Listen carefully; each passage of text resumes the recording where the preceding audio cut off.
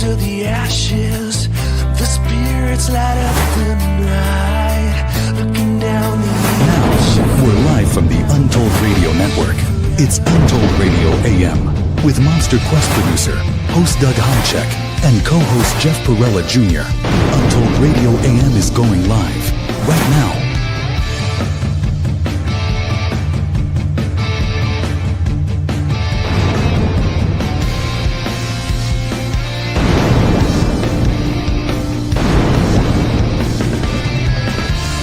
This show is for entertainment purposes only. Yep, that's the ticket. Now here are your Untold Radio AM hosts, Doug Hajicek and Jeff Perrella Jr. Hello, everyone. There's Doug. We have a sarcastic announcer. Yeah. Anyhow, sorry, everybody. It was my fault. I literally have a digital clock upstairs that's like 10 minutes late. We should probably fix that. I need to. Yeah, you need to send me a Temu clock to replace my my Temu clock that's like 2 years old. Have you ever heard of a digital clock not keeping time? I have. Absolutely. My one of my bedroom is I have to change. It gets behind. I have to check it all the time. Digital. It's a cheap one. Yeah. All right. Anyhow, welcome everybody to episode 257. And by the way, when I realized what time it was, when I looked at my phone, I almost fell down the stairs. I missed it. I missed one step and caught myself. You ever done that? Good. You do that. Ooh, oh yeah, yeah. And I've fallen too. Yeah, I have. Anyhow, I didn't fall. Although I did have I got to tell you this story really quick. So I went to go work on one of my old rusty motorcycles. And it was one of several. Yeah, and I was on the ground and I was working on the chain and I pushed it forward and the kickstand collapsed. Oh no. Of course, I'm seeing it slowly coming down and it's heading, it's going to hit one of my cars when it falls. So I try to catch it. The thing landed on my leg. Okay, that's fine. Nothing like a 300-pound motorcycle on your leg, and I do have a huge bruise on it. But what was bad was there was gasoline pouring out of it all over me, all around me, by a bunch of extension cords. That's not good. And I didn't even know. I was so out of it. So Yvette, I'm calling for her. She comes over, and she's like, oh, my God, there's gas pouring out all over you. And I'm thinking, oh, I could have been a crispy critter. Anyhow, I used up one of my 10 lives. Yeah, I think so. I used up one. Anyhow, so tonight we have a great show, episode 257. Thank you all for waiting and being here. We love y'all. We have got, I believe we're going to have 3 Minnesota resident guests, and they're all Bigfoot researchers. Yep. Abe Del Rio. 2 are backstage already. Yep. Okay. Abe Del Rio, Mike Hexum, and Jeremy Olson. Yep. And it's the land of 10,000 lakes and the land of 10,000 Bigfoots. They're all from my turf. They're from a lot. Yeah, I'm from northern Minnesota, so we crossed a lot of the same paths. Well, not go away. We're going to be talking about them in southern Minnesota. Okay, that's fine too. They're not just in northern Minnesota. Well, I know you think that. No, I didn't. No, I don't think that at all. I'm just saying that they got the same. They've chewed a lot of the same dirt as me. That's all. Everywhere but out west. West is prairie. We don't have them out west. But the whole eastern side of Minnesota is all kind of hilly and forested, full of water. It's because the glaciers went through there. Anyhow, so we'll be doing that. We've got clips. We've got weird marketplace picks, little weird news.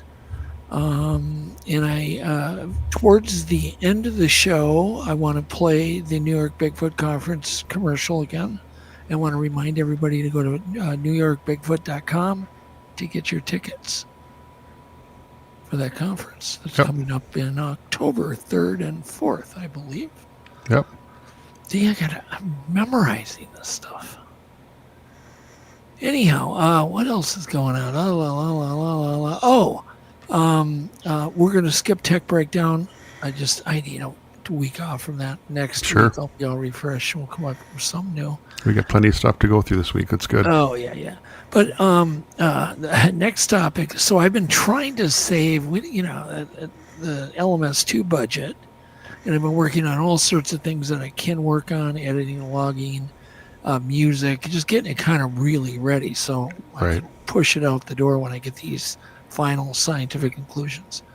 And to save money, I thought, well, nowadays I don't need to hire a composer.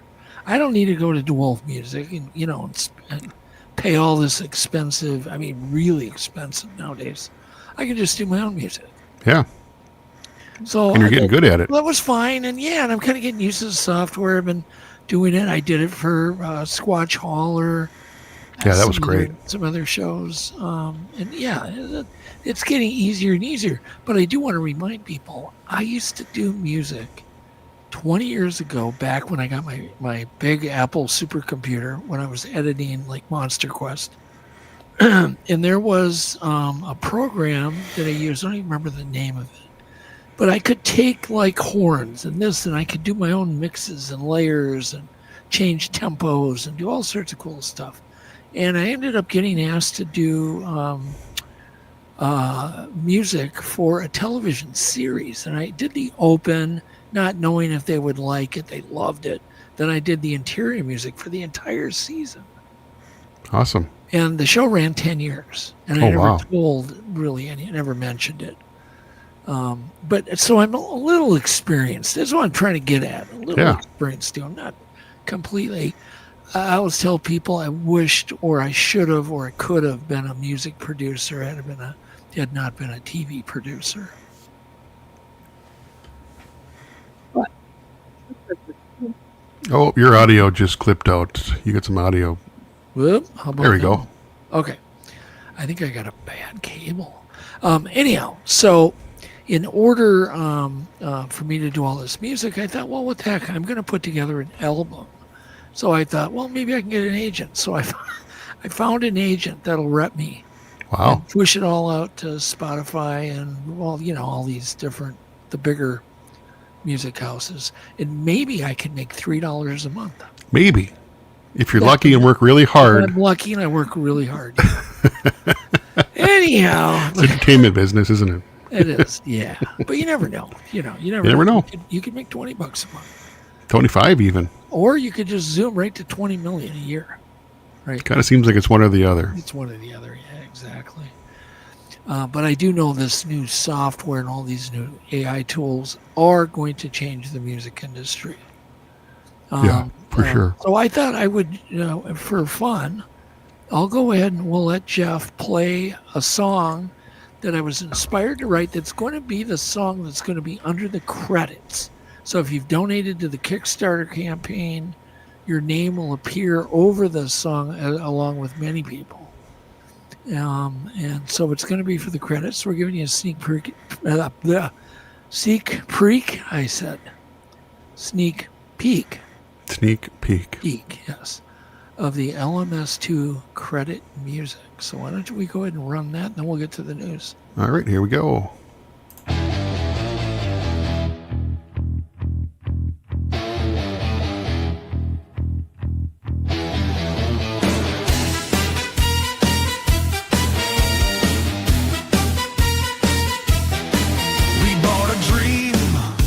A cabin small where the trees grow extra tall. But the night it breathes, it howls, it crawls, it creeps. A shadow moves with no face at all. Logs and stones, the forest moans. What kind of beast throws broken bones? We just want it gone, whatever it is. Take back the night, give us back our bliss. Gone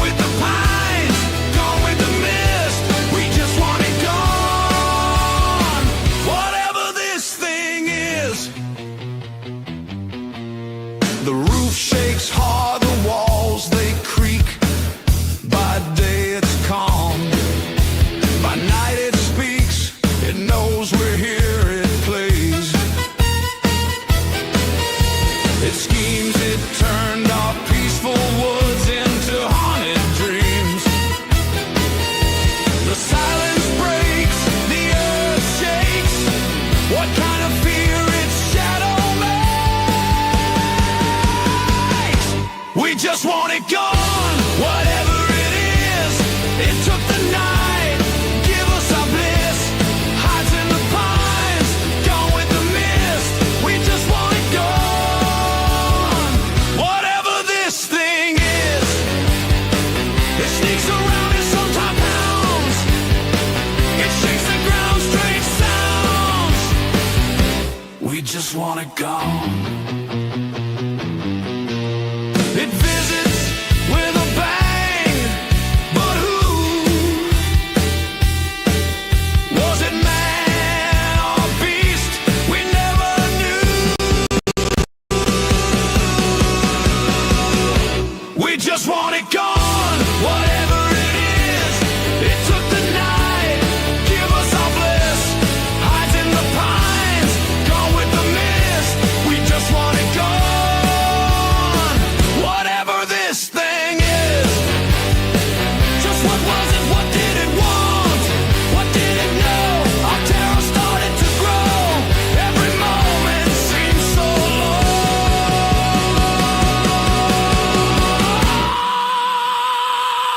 We just want it gone, whatever it is.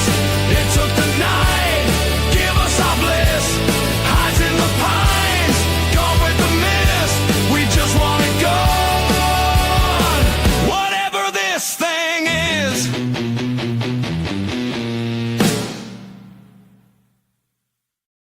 Man, that was great. Hello.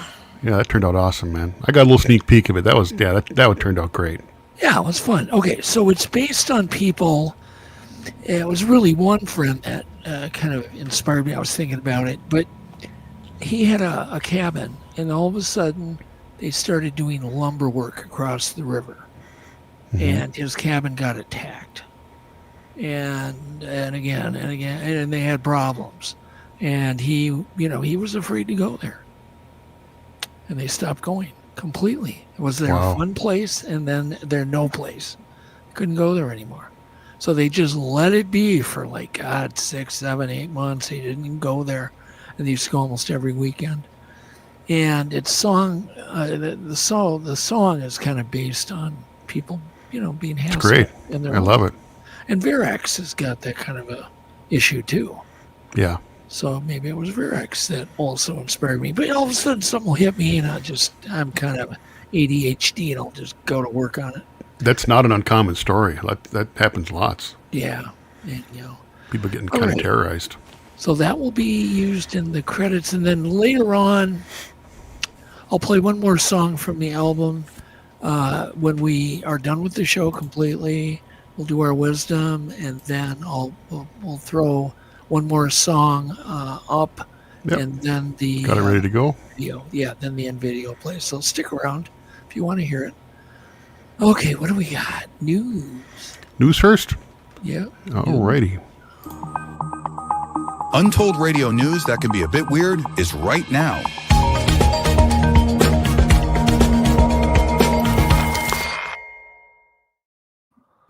All right, a missing man was found mummified in ice for 28 years. Yikes. Isn't that crazy? This happened in Pakistan. So it was a 31-year-old Pakistani man who went missing June of 1997 in an ice cave. And he was found perfectly preserved last week by a local shepherd. So, and that put an end to can you imagine? Oh, it's horrible. Suffering, not being able to find your loved one. 3 decades they search for this man. So anyhow. It's hard for the family to not know. I think that's just, that's horrible, man. You can put him to rest. So it's a weird story. And then anglers break records after getting the green light to reel in harmful fish. And the guy who is one of the guys in the article says, my fishing pole took a hard hit. And this is about basically one lake. They're worried about northern pike, snakehead, and flathead catfish. These are sought after game fish, all of them. But they're told to just fish them out, just get rid of them in Delaware. It says anglers break record after getting the green light to reel in harmful fish. I never thought of any of them as harmful. It says anglers in Delaware have broken records after catching 2 large invasive fish species, according to the State Department of Natural Resources and Environmental Control.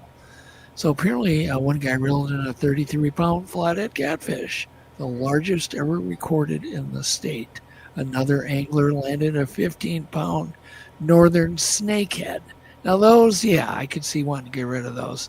But other people, they also want the pike, northern pike out of there. Oh. And they're trying to preserve the bass. So there you go. Yeah, people don't take that serious. That invasive species, man, they can screw everything up for everybody. It's just bad. Take that stuff serious, folks. Don't let that stuff happen. Yeah, don't let your goldfish go. And then the next article that caught my attention, the headline was, "This drug can turn your blood into mosquito poison." I went, okay, I want to read that. My blood already is mosquito poison, Jeff. They love me for some reason. Oh. When you get older, they don't bite you as much. They just plague me. They don't. We'll have to ask Mike about that. Okay, it says this drug can turn your blood into mosquito poison. Apparently sourced from an Australian plant toxin. I cannot pronounce it. It's called Sinoni. How would you pronounce that? Do you see it there? Nitisinone. Nitisinone? Nitisinone is how I would say it. All right. It says it can Nitisinone? Maybe it's nitisinone. Everyday lunch into a fatal last meal. So apparently if you have this in your blood, they take a sip and they're just instantly dead. It says here, mosquitoes may have just met their match. A prescription drug already in use to treat a rare genetic disease in humans can make a person's blood poisonous to the insecticide-resistant malaria-carrying mosquitoes.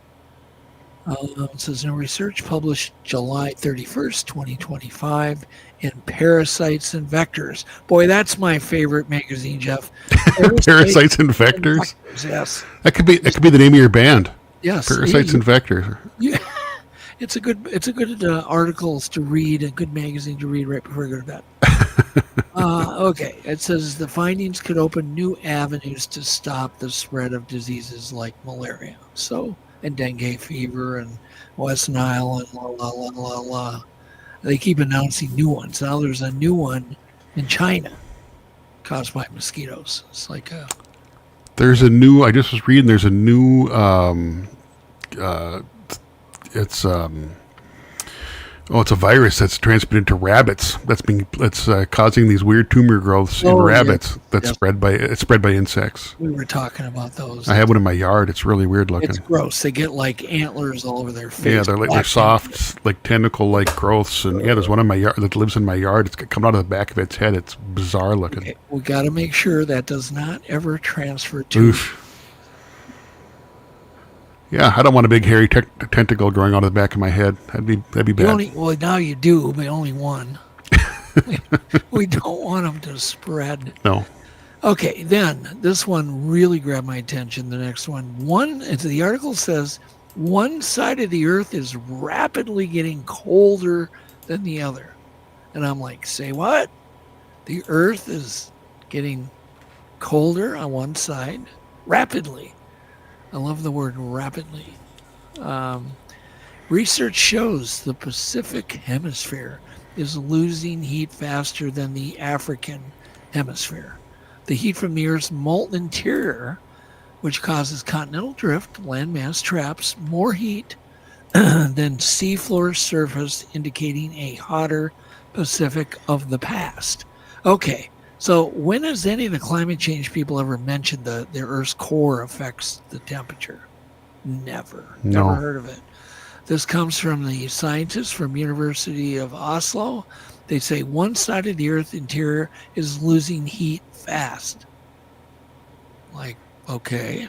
And the culprit is practically as old as time. A study published in Geophysical Research Letters uses computer models. And you can, you've got that up, of the last 400 million years to calculate how insulated each hemisphere was by the continental mass. So there you go. If you want to learn more about this strange phenomenon, look it up. Because it's a long, long article. It's interesting, though. Yeah, it is. And then an update on are they the not dire wolves, the dire wolves, Not or the really. near dire wolves? What are they? Dire-ish wolves. Dire-ish. That's a new word, Jeff. That's good. The dire-ish wolves. Dire-ish wolves. Okay. So this is the sort of dire-ish wolf update. August 12th, the biotechnology and genetic engineering company, which I do applaud, committed to its ongoing de-extinction project. They shared an updated video about 3 revived animals, including footage of all of the dire wolves meeting face to face for the first time. And they are beautiful. You see the one on the left. I had a dog named Lobo that I love very much. Had him for many years, and he was damn near pure wolf. Oh, wow. He didn't bark. He just growled. He was quite a loyal dog. Let's put it that way. If somebody even looked at me wrong, he would go after me.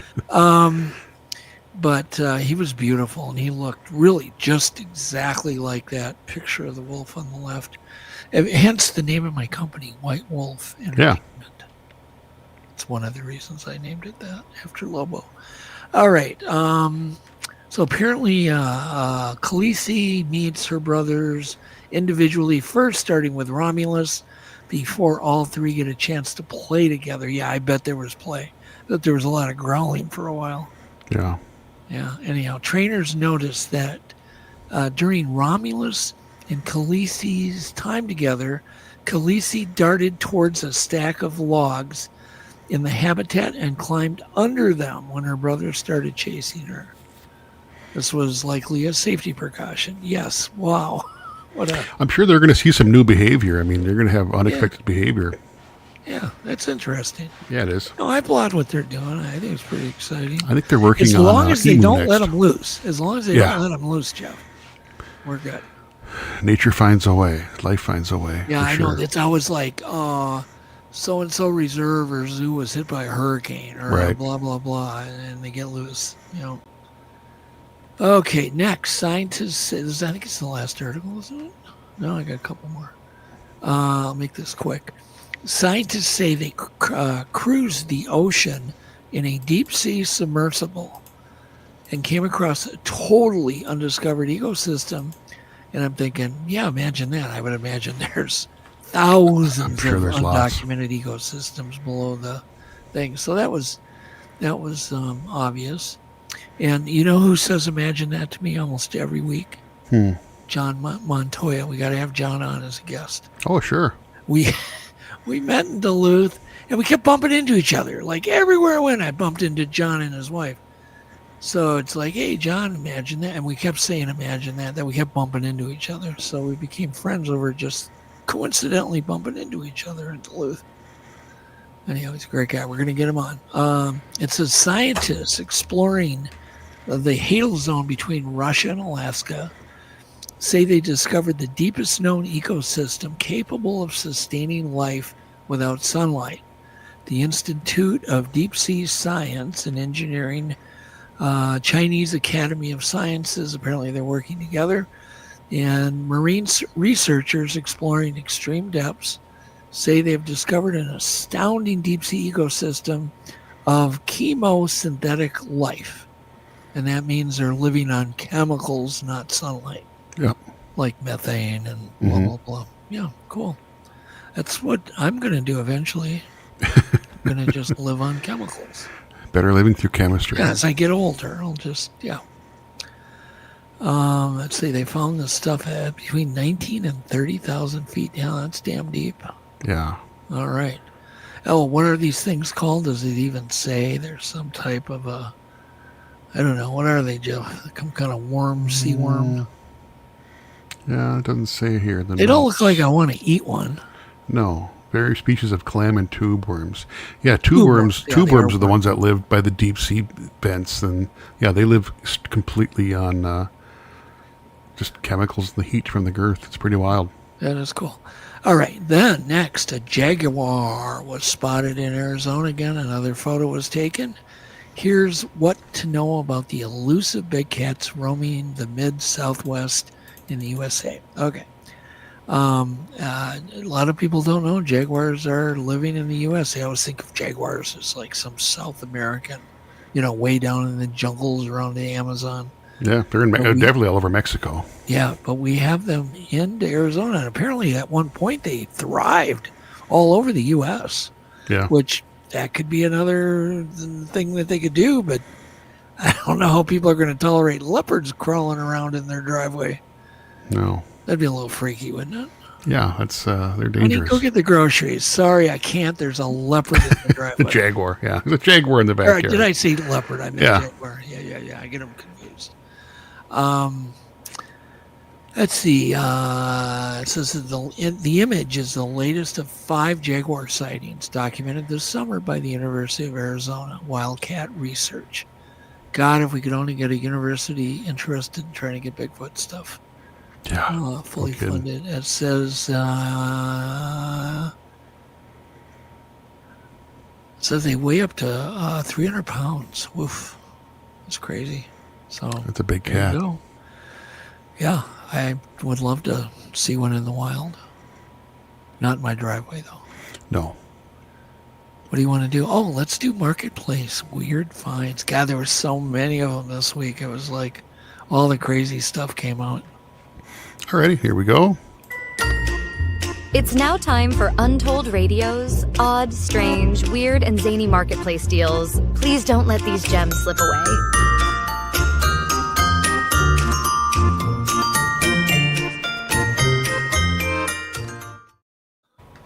All right, the first one, Jeff, isn't all that weird, but it's kind of cool, and I would love whoever. Let's see here. Let's have Buttworm play, and I'm gonna pick. Let's see here. Kenny Hess. You two guys can play officially, and I will mail one of you good souls something free in the mail. It's not a contest. Okay. Jeff, are you there? I am here. Okay, good. Did you hear me? I deleted. Yeah, I had a cough. I had my cough button on. Sorry. All right. So Kenny Hess and Buttworm they're gonna try to outguess each other on the price. So first thing is a 50-pound Moon Fairy Garden statue. Okay. Yep. And I'm gonna call the one I want you guys to try to guess on. It'll be just one of them. I'll just suddenly say, okay, this is the one. But everybody can play along. 50 pounds. Good Yeah, Lord. 50 pounds. So how much could this possibly cost? So we got Kenny Hess at 250. We got Donovan at 160. Mary Jonas Schwarmer at 300. You are all wrong. It is way more. It's $75. Buttworm picked 150. Oh, he was the closest. Yeah. Good job, Buttworm. You beat Donovan by $10. $75. It seems like a deal. But then again, what is plastic? It looks like it's nicely made. I mean, it's high quality. Yeah. All right. The next one is kind of weird. It is a short bus. The Really short bus. bus. And this thing is finished off actually quite nice, like a camper kind of inside. I didn't want to waste a bunch of memory giving Jeff pictures. Yeah. It's got 23,000 miles. It is super nice inside. It is a 1987 B60 super short bus. B60 bus. How much? All right, guys, go to down. We got Kenny Hess at 6. We got Buttworm at 20K. Oh, John's pretty close. Mary Jo, you're not supposed to say that. Well, what was John's guess? John guessed 10 grand. Oh, yeah. Okay. John, you got that one.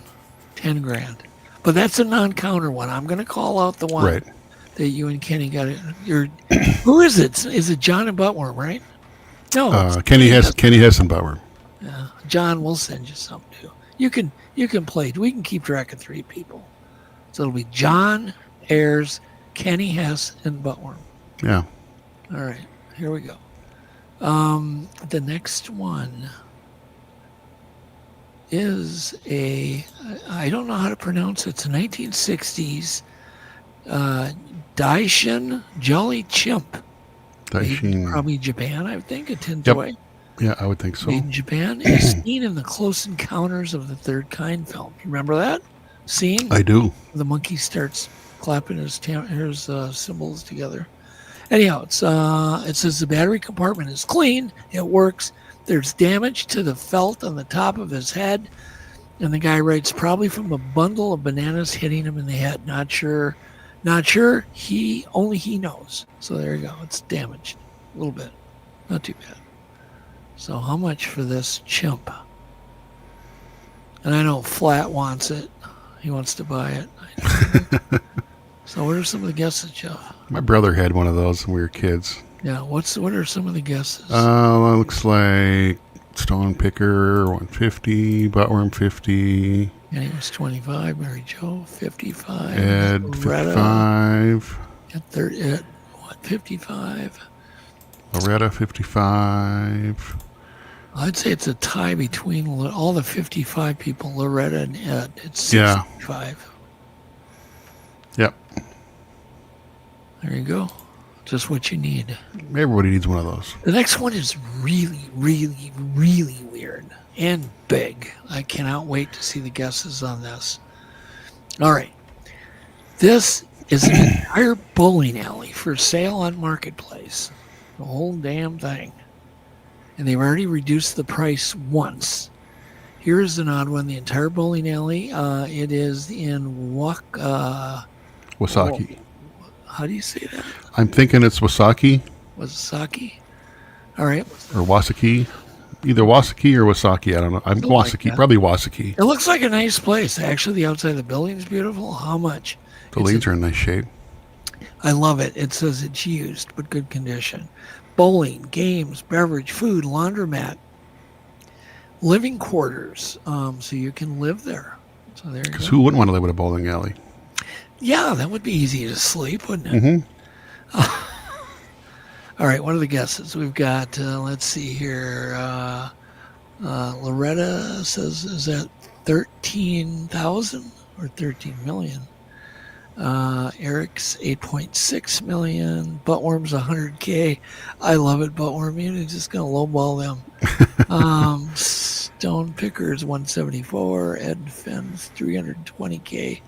Nobody got it too close. William Robbins says, That's I think is that Mary Jo's 50,000? probably the closest. Where's Mary Jo? Where is she? 1.5 million. All right, 300K. It's 750,000. You can walk away with the keys and bowl for free the rest of your life. Think what you'll save. That would be fun. I like to bowl. Actually, Jeff, there you go. I really enjoy bowling. It's fun. That wouldn't be a bad business to own at all. Probably not. I don't think it would be. Be A lot of maintenance. noisy. Need some yeah, it'd be noisy. Get some cotton in your ears. All right, the next one is a strange one. It's a rare early Dayton Corporation. It's called the acoustic soot blower. 100 hertz air horn. It does sound really cool. The guy has the video up, and it does. It sounds really, really cool. And it's model number catalog 100, serial number 88266. And how much for this thing? It's like, I think it's like 6-7 feet long. Just what you need, Jeff. You can put on your Oh, my neighbors would love it. Put it on your new car. Wake everybody up at 6 o'clock in the morning. Everybody would just love it. Yeah. All right, I can't wait to see the guesses on this. Ed, 175. Oh yeah, Loretta's going to turn it into Bigfoot bowling. There you go, Loretta. It's a hell of a deal. John Ayers, 225. Little low. Buttworms, 500. Little low. Stonepicker, 500. Little low. Tennessee, Kentucky, 700. Little low. William Robinson, 1,000. Little low. Kevin Morrison, Low, and Squatch Mama. That's some wishful thinking. I don't think this guy would even answer the door for 50. No. It's who's the closest? No one's really even close. No one's even close. Oh, that's right there. Who's Eric. the highest? Eric, right Eric. there. That's the closest. Yeah, it's $3,800, people. So if you want to really make your wife happy, go buy this and say, "Hun, look what I bought." It's a perfect Mother's Day gift too. $3,800. I got this acoustic soot blower. You're gonna get the rolling pin, man.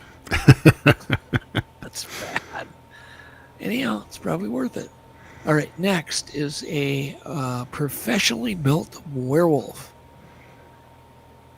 It looks like it might have seen a little better days. Yeah, it's a little bit tired. Just a little tired. It's a life-size creeping werewolf. I don't know what that means. Is it motorized? It must be, because they're saying creeping. Or is it just a thing? I don't know. Doesn't say. It's used. It's good condition. Life size, whatever that means. So how do we know how big a werewolf is? Got me. But it was professionally built by a studio. And I don't even know what that means. I guess there's werewolf studios. Yeah. All right, people, the guesses are coming in. Kevin Morrison just says, "Dog man." How much, Kevin? We got 1,300, John Ayers. We got 2,300 from Skip. Loretta's 289. Mary Jo's 3,500. You're a little high. See, Mary Jo, you're either too high or too low. She's had some really good weeks though. She's been really accurate. You need to not play on the prices right this week, but last week you were good. William Robinson, 1,000. Who's the closest? I think John Ayers was the closest. He said 1,300. It's That's pretty close. 1,500. Yes, and personally, would I pay 1,500 for that? Nope. It's a big hell no. If it was nicer, maybe. I don't even know if the guy said, "Hey, you want that?" I'd probably go, No.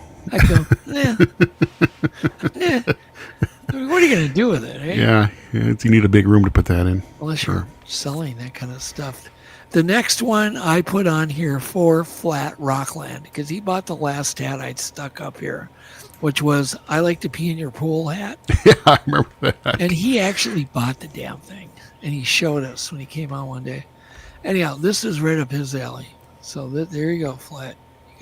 You got to do it. I'll interview you in the hat.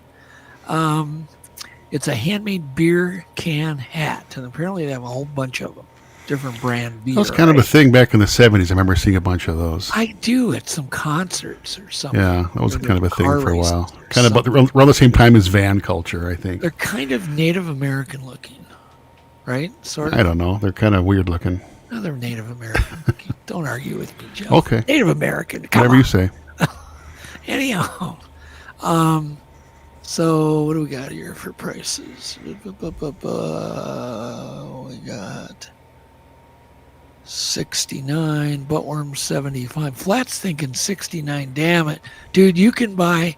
I'm gonna end. Mary Jo's the closest, but Flat, you can afford almost 3 of these things for that price. They're $25 a piece. So for 69, you can almost get 3 of them. You could probably get 3. Let's get a few. Stone Picker was 150. Okay, that makes sense. Barracks is like, hell yeah, Flat. Hell yeah. I don't know. I'll throw some comments up. Okay, next is there you go. something $10 in a 6-pack. Perfect. That's a perfect price right there. Okay, so here's something everybody needs. Everybody needs a jet engine made by the Rolls-Royce spray company. It's a 5118 jet engine from Gulfstream. Gulfstream 2 or Gulfstream 3, they didn't know. But it's for sale. The engine stand is included, thank God. Yeah. Oh, God, I have a funny story about a jet engine. I don't even want to tell it.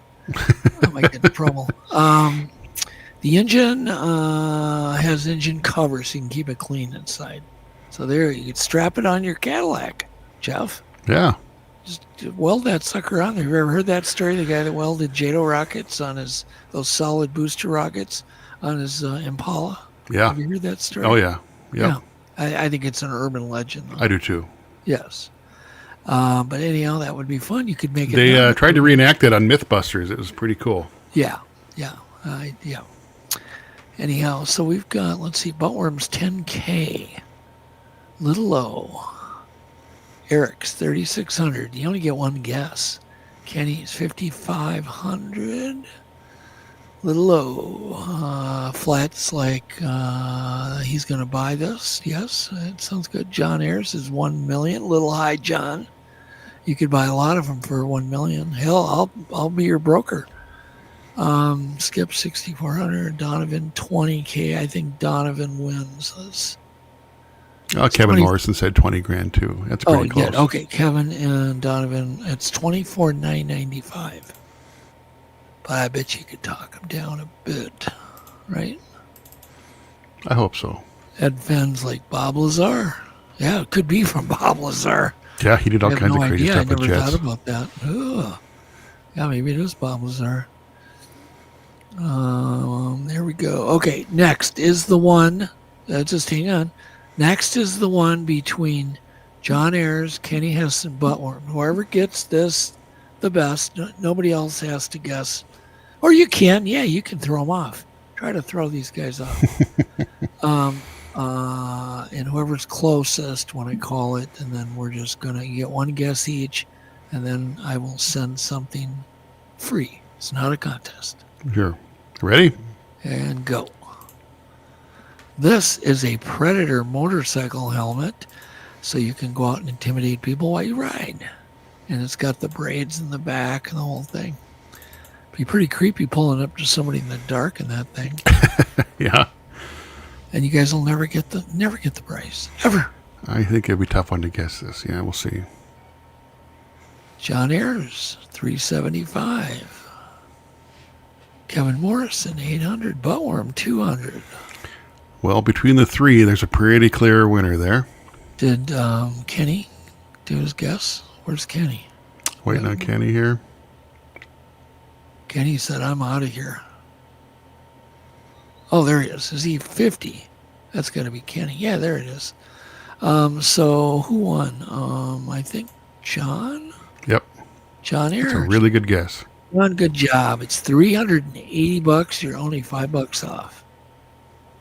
And what you're going to get free in the mail is this Predator helmet. No, I'm just joking. I'm joking. That's a joke. Yeah. The next thing, I think it's the Last one. Yeah, last one. This is just so cool. I actually want this. I think it'd be fun to just get it working or whatever. It is a fishing rod with a stick shift on it. Isn't that cool? T-handle What does that do? Is it range finder? I don't know what it does. You got to buy it to find out.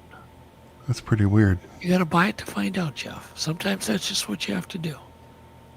You just buy it. You don't worry about it. That's weird. Yeah, I kind of like that. The stick shift on there. That's pretty wild. Cool as hell. Anyhow, we got guesses coming in. There's not really. It just says use like new. Porch pickup. You got to pick it up on the porch. I like the drag fishing. William says 150. John Ayers 180. Mike Prine says Zepco. Good job. Yeah, Those are like a Zepco. Probably is a Zepco. Mary J. Shermer says everybody had one of those. 85. Now you guys are all too high. Flat's closest. Flat's the closest. It is $25. Yep. So you could wear your hat flat while you're using this and really impress the guys down at the river. That really would. I think people would be impressed as hell with that fishing rod. So you'd have the only one like it. Enough of that crap. All right, we got some Should clips. we? Well, it's 8:00. Should we? Oh, you want to run? You want to run to the clips or save them for That's next great. week? Okay, well, let's save them for next. We can do Okay. without it. Yeah, we can run. They're all good ones. We can run them next week. Here. Hold on. Yeah. We can wait till next week. Okay. Okay, so know anything about their personal life. I just don't. Maybe they'll share a little bit. Maybe they won't. I don't know. But I know Abe Del Rio. I've known him for many, many, many, many years. And my Siri pronounces when he calls me Abe. because I can't say Abe, so it says Abe. And I've been teasing about that for quite a while. He's the head of the Minnesota Bigfoot research team here, and I think he's located up in where I used to live, up north a little bit. But he puts on the very, very successful and growing Bigfoot conference in Grand Rapids. Yep, we kind of owe him for me and you meeting. That kind of was the spark for that. Exactly, you're right. Yep. Don't tell him that. I'll never live it down. And I told Abe, I promised him I'd eat a hard-boiled egg on the air tonight for him. Doesn't get the egg story. All right. Anyhow, but Abe's a great guy. He puts on the conference, and he's been doing research with Mike Hexum, who they've nicknamed Pops. And yeah, that's what happens when you get a little old, or even 2 years older than Abe. He calls you Pops. But they call him Pops, and he's been researching Bigfoot before they invented cars. Sorry, I'm just joking. But he's worked with Abe on the Bigfoot mystery for many years now. And then there's Jeremy Olson, and I don't know how long they've been working together on Bigfoot research. I know they just got back from one. So let's just bring these guys on. Once again, I don't know anything about their personal life. I don't care. Nobody cares. Do they? Let's bring them all on. All right.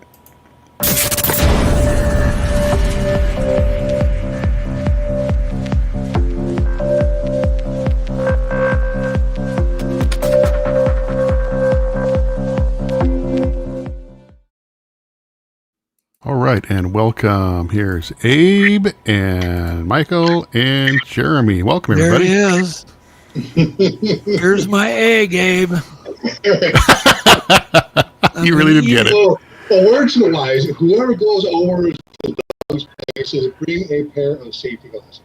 Yes. Get safety. Hey, Abe, you need to come closer. We can barely hear you. There you go. A little better. Yeah, stay close. Stay close, my friend. Yeah. Anyhow, hi, Jeremy. We've never met. Hello. Or have we met? No, we've never met, but I've been watching your show, Monster Quest, since I was a kid. Oh, that good. count? Well, we met that way. And then Mike Hexum. I've known Mike for, God, it goes back a long time, doesn't it, Mike? Yeah, a few years. Well, longer than a few years. I think it goes, oh my goodness. I don't know. How long have I known you, Abe? Oh, boy. Close to 20 years. Yeah, 19 or 20 years now. Yeah, okay. It's been a while. Yeah. Anyhow, welcome, gentlemen. Welcome, Thank you. welcome. Thanks for having me back on. So how in the hell, Abe, do you meet other Bigfoot researchers? How do you recruit? How do you meet people? Well, so there, Facebook, really, there's a lot of groups and there's a lot of people. And I got my eye, like for Jeremy, for instance, I was watching a group that he was with for quite some time. And he just really stuck out. So, after some things occurred, I contacted him and we got together. And as a matter of fact, the first time we were out in the field was just over a year ago on last June 28th, I think it was last year. And he wanted to take me to a location and show me some things which were led on to him. However, so him and I just really clicked. And how I met Pops is when I was doing MNBRT radio. He had an interest and he was saying some things in the chat, like, I've seen one in my back across the frozen lake and stuff like that. So I was like, wow. So I reached out to Pops, had him come on the show, and you were on MNBRT radio as well. Your son's been on MNBRT. But I got to interrupt you, Abe. You were one of the first podcasters, Bigfoot podcasters, one of the first. There was like 3 of yous. It was like you, Steve Coles, and some other people, right? Yeah. So you were a pioneer. Anyhow, I just had to say that. Well, thank you. That definitely means a lot. And so, yeah, I mean, and then, from doing the conference and meeting the conference, meeting people at the conference, and I'm looking for people we're a team of like-minded individuals. Right. When it comes to that, we don't know anything. and we're always asking questions. And the moment we start to think we know everything, I mean, we're being really senile, we're being really arrogant, and that's 25 years of building this team's credibility and integrity. I don't want to have that associated with MNBRT name. So I look for guys who are very humble. These guys are very humble guys that got big hearts. I trust these guys with my life, obviously, else I wouldn't be out in the field with them. They're really, really good guys. I mean, they're very smart. They're very knowledgeable. Everybody brings something to the table, a lot of knowledge. And that's what Bob said. That's what Connor did. I mean, there's 10 of us on the team. I wish I could have all the team on. Yeah. Okay. We have 10 guys. All right. I want to ask Mike, because Mike, you're really an outdoors guy, right? You're like, what's your outdoor background? Well, I basically grew up in the woods up. Well, Mike, you got to come closer. Your mic's not picking you up. There you go. It'll work now. Yeah, it'll work. I basically grew up in the woods of northern Minnesota up there. I grew up with my dad trapping and hunting. So, spent the last 60-some years of my life, basically. Okay, I think, Mike, the problem is I think maybe your volume's up too loud and it's cutting off your mic. You're getting a little delay and it cuts your mic off. Just turn your volume down a little bit and I think that'll go away. You do that. Yeah, just talk nice and loud. We'll get you. You have one of those automatic headsets. Sorry, Doug, you were cutting out. All right, Mike. There you are. Technical difficulties here. It's all right. We'll get it worked out. So you're an outdoorsman, correct? Yes. Hunter, trapper. I think you've done all that stuff, as I remember. Tracking. Yeah, most of my life. Yeah, okay. And you live like in the middle of nowhere. So did you have an experience with the Bigfoot? I've had 3 of them. One back in the early 70s, where I had a Bigfoot come out on a shooting lane about 20 feet away from me. Wow. And basically, after about 30 seconds, seen me and just took off. Gone on about 3 footsteps into the cedars. Gone. Okay, say, Mike, you're cutting out every other word. What are you using for a mic? Do you have a mic or just your phone? Just my phone. There's no mic on it? Well, just what's built in the phone. Oh, okay. All right. There's something wrong. I don't know why it would do that. Why don't we have Mike just like click out, just close it and then just come right back in. It'll probably fix it. Okay. There we go. Yeah, it's bad. Bad audio. Jeremy. Yes. Obviously you got interested in this from something. What clicked in you to devote so much of your time to this mystery? Well, watching your show with my dad when I was a kid, that got me interested in a lot of things. And it was like, okay, well, these guys are doing this and they're trying to find out what's out in that world. And I live up here in northern Minnesota. That's interesting to me. But what ended up happening is my first experience is I was camping 10 years ago up on Highway 38 north of Grand Rapids. And I was camping with my dogs and I ended up having 2 wood knocks, 15 minutes apart. And I'm like, no way. At first, I didn't realize what it was. And then I kind of started rewatching those Monster Quest shows. And that's what came up. And it's like, there's a wood knock in one of those shows. And I'm like, that's exactly what I heard. So I just triggered my brain. It's like, okay, now I need to start investigating this even further. So that's how I got my start. So your first time out with your ears perked, you get 2 wood knocks. I wasn't even planning on it. Like I said, I was just out camping with my dogs, just having a good time. And then all of a sudden, pop, one big knock. And it was like 2 o'clock in the morning. My dogs came running back towards me. They sat there. They wouldn't leave my side. And it was like 15 minutes later, it was to the west of me, another wood knock. Wow. And it's kind of a place that a lot of people do camp at, but there was nobody camping at that site at that time. So that's what perked my interest on that. I'm like, that's exactly what I heard. And then you go back and rewatch some of those Monster Quest shows, and then all of a sudden finding Bigfoot popped up. I'm like, that's what I heard in the woods. What part of the world did those wood knocks happen? So if you know where Grand Rapids, Minnesota is, Yep. it's 20 miles north of Grand Rapids. It's between Big Fork and Grand Rapids. And I was camping in the Chippewa National Forest. Have you ever had a sighting yet? Have you experienced, are you a knower? I have never seen one. The only thing I have experienced so far is wood knocks and the teepee structures that I showed Abe. But you've obviously heard a lot of stories of sightings, no doubt. Yes. Yeah. Do you want to relay a good Minnesota sighting that happened in your neck of the woods? So this is just about 5 miles from my house right now, because I live in Hill City, but it's 5 miles from my house. Somebody contacted me on my one page, and they said, hey, we got some weird footprints. Okay, this was last year, springtime. They're like, I said, send me the pictures. So they sent me pictures, and you could clearly see footprints in their driveway in the snow. And I'm like, well, were you guys out here barefoot or something? They're like, no.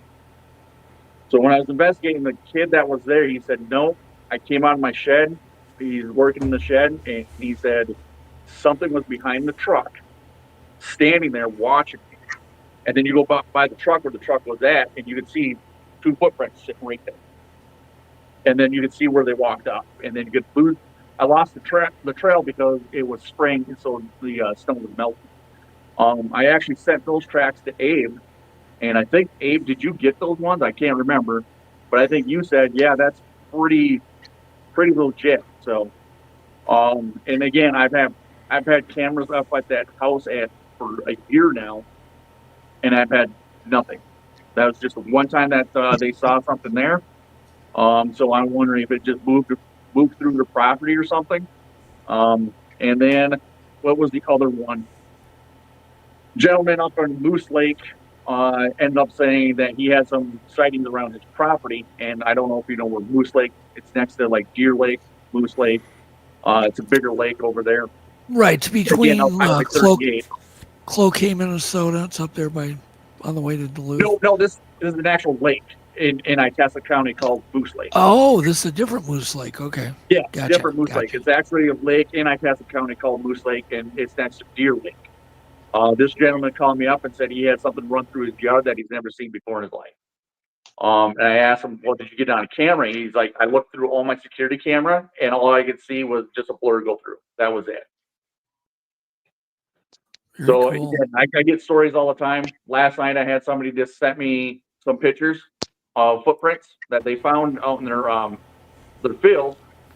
And again, I was looking at those because they're like, hey, I've never seen anything like that. And again, I sent those to Abe too. That's why I like working with Abe and the group of guys, as we share all of our information too. Yeah.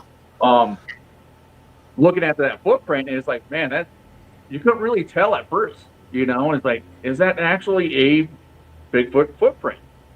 Started looking at it a little bit more. And I asked that person, I said, hey, can you go out there, because measure 6 feet. See if there's another track within 6 feet of that area, of that one track. They come back, they said no. So when I sent that to Abe, I said, yeah, I think this is a small bear, because that's what it didn't look like a footprint, and that's what I like about working with Abe and these guys is that, yeah, we bounce these ideas off of each other and come back, and I'm like, yeah, I think it's it's a bear footprint. Abe's like, yeah, I think it's a bear footprint. I think Connor and a couple other gentlemen chimed in too, saying, yeah, it's a bear footprint. But again, we get those people that always say, hey, this is a Bigfoot thing. This is a Bigfoot thing. Abe likes to. Abe always he likes to get to the truth. Yeah, for sure. Yep. I mean, I do that's, I know think, that. why myself and Abe clicked right away. Is like, I'm thinking the truth. I think 90% of the stuff that is out there is a bunch of BS. It's that 10% that we need to figure out. Right. And I think, Speaking of I want to show you a clip. Play clip. It's Sasquatch Theory posted it. It's clip 5. Yeah, clip 5, Jeff. And it's footprints. Oh, okay. Yeah, give me a second here to pull that one back Yeah, up. pull that up. I don't know. We lost Abe. I bet you $50. I know Abe. His phone went dead. Oh, no, he's on the laptop, I think. probably. All right, I'm digging for it here. Actually, I What I closed was this going to stuff say out. is, like, AI now is going to ruin a lot of the stuff that we're trying to accomplish too. Yeah, it is, but it still is so far from perfect, Jeremy. I think we're a ways away yet, but yeah, it could happen to where it's just like you cannot tell at all. Yeah. Have you ever found footprints, Michael? Yes, I have. I found 2 different sets of tracks. They're both in the snow. And did you end up casting? I've never cast a winter print. I would imagine you just studied them and photographed them. What did you do? Photographed them. I actually showed pictures to Dr. Milgram. And he was at the conference a couple of years ago, and he wanted me to give him a copy of the photographs I took. Now there is a way to cast them in the snow. There is a way to do that, I guess, using axe. Okay. But Say, Mike, we still got to do something with your microphone. We got to try. Let's try it really close. Try hand holding it and just talking into it. Talk All now. right. This any better? Just take a testing, is this any better? I don't know. You don't have to be that close, Mike, but I mean, like get within like a foot of it. right there. Right about there. They're touchy. I've had this problem. I did a podcast about a month ago, and I had the same issue with the phone. Get a new phone. That's all you can do. Yep. I'm about 3 years old. I'm probably due for it. Yeah. But anyhow, okay. So you found footprints in the snow. And you have that one sighting. Can you relay any other like encounter that you've had, Michael? Well, I've been followed in the wood. Infrasound done on me. I had infrasound done on me twice. Wood knock, a lot of wood knock. Well, why don't you And let's I had back up, Mike. I don't want to skim over. You said you had infrasound. What happened? The first time I had infrasound, I was back in a remote trail, bird hunting fall. And all of a sudden I had the feeling that I was in danger. I don't know what it was. I couldn't get out of the area fast enough. Once I got out of the area, I was fine. So the worst one was the second time I had it done. It felt like I was having a heart attack. I got out of the area, I was fine. I went back into the area again, and then I started having a panic attack. Well, that's the way it's kind of always been described, where people get. Did you ever get like mixed up, or you were, but you just had only the fear? Or did you get kind of like confused too? First time I was kind of confused. Once I got out of the area, everything cleared up. I was fine. Really, it's kind of a creepy feeling to have that happen. Yeah, I had a good friend that happened to, and he just he wanted to leave, and then he got confused, and he started going in circles, and he just got really weirded out. And I don't know how else you can contribute it. Anything, I mean, what else can you contribute that to? Have you ever had that happen to you before? No. never. So it happened All once. times out. Yeah. Did we lose Abe? What's going on? He's having issues. He's trying. I think he's going to reboot here. He had issues with his computer getting into StreamYard. I do have that clip ready to rock. If you want me to play that. Yeah. Why don't you guys look at this? Tell me what you think, Mike. Take a look at the screen. All right. This is from Sasquatch Theory. Posted I this. just watched this one too. Oh, you want audio, Doug? Yeah. Of course. I was just saying, I just watched this one last night. To me, I think it's fake. The reason I'm going with it's fake is that looks just like it's way too perfect. Especially Yeah. it looks like it's a cookie cutter footprint. And if it's in mud, you would probably see some ridges, epidermal ridges or something like that too. Yeah. That doesn't. I don't know. That's a tough one. But that's what I was thinking last night when I was watching this. I'm like, man, it's just too perfect. There you go. I don't know. Obviously, it's hard from a little video and a little screen, but I have no opinion because I'm not a track guy. I have no opinion. Somebody like Cliff and Meldrum could look at it, but what are your guys' thoughts? Mike? Yeah, like I was saying, is I think it's fake because it's just too perfect of a footprint, I think. And when they do kind of zoom in, I paused that last night and I took a screenshot of it and I zoomed it in on my phone and stuff. I'm like, there's no ridges or anything else like that. It looks like a cookie cutter footprint. Yeah.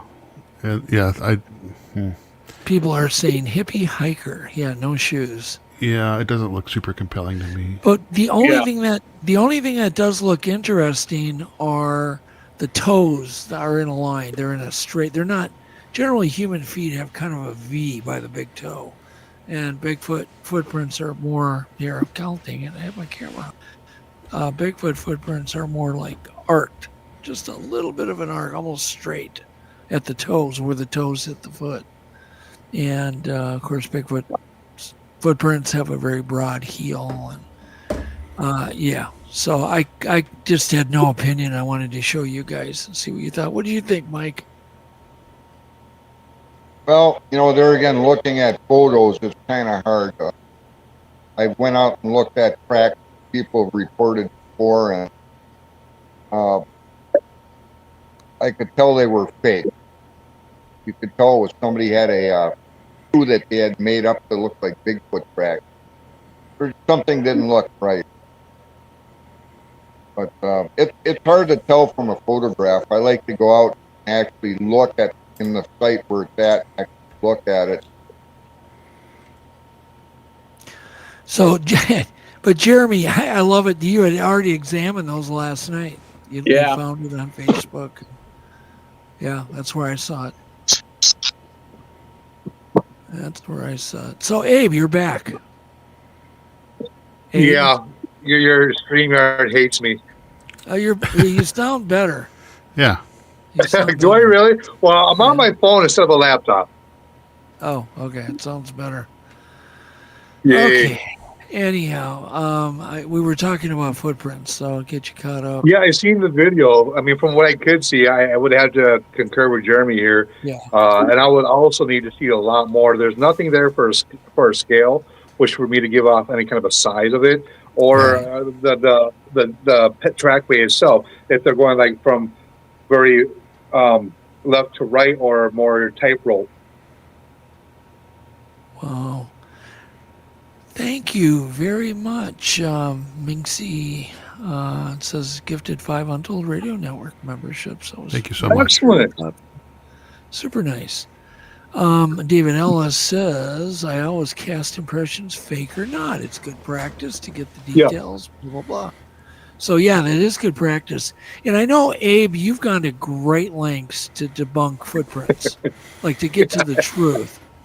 I remember sitting through a 2-hour video once with you and Mark on some footprints that you debunked, which was great that you did that, though. Yeah. Boy, that was in April of 2020. Yeah. And that was a great one, probably one of the craziest things I've investigated, to be honest with you. Because it was in the winter. It was in the late spring, late winter, early spring. And there was just these bare footprints. I got shoes in my garage and the prints in my garage right now that I did cast. So it was pretty wild. And what it is that somebody got a hold of me saying, we found these barefoot footprints on this dirt road. And I'm like, what the heck? They sent me pictures. I'm like, okay, that's really, really odd. At that time, I was thinking it was maybe probably a juvenile or a very young Sasquatch. So I went up there prepared. I casted what I seen. And lo and behold, Mark, he rode ahead on his wheeler, and he found a pair of boots. I should almost go grab these pair of boots, but he found these pair of boots that have like no sole on the bottom of them. And what are the chances? What are the chances? I mean, who would walk? I mean, the substrate, it was icy and dirt road. And these prints went on for a long, long, long time. And I'm like, holy smokes.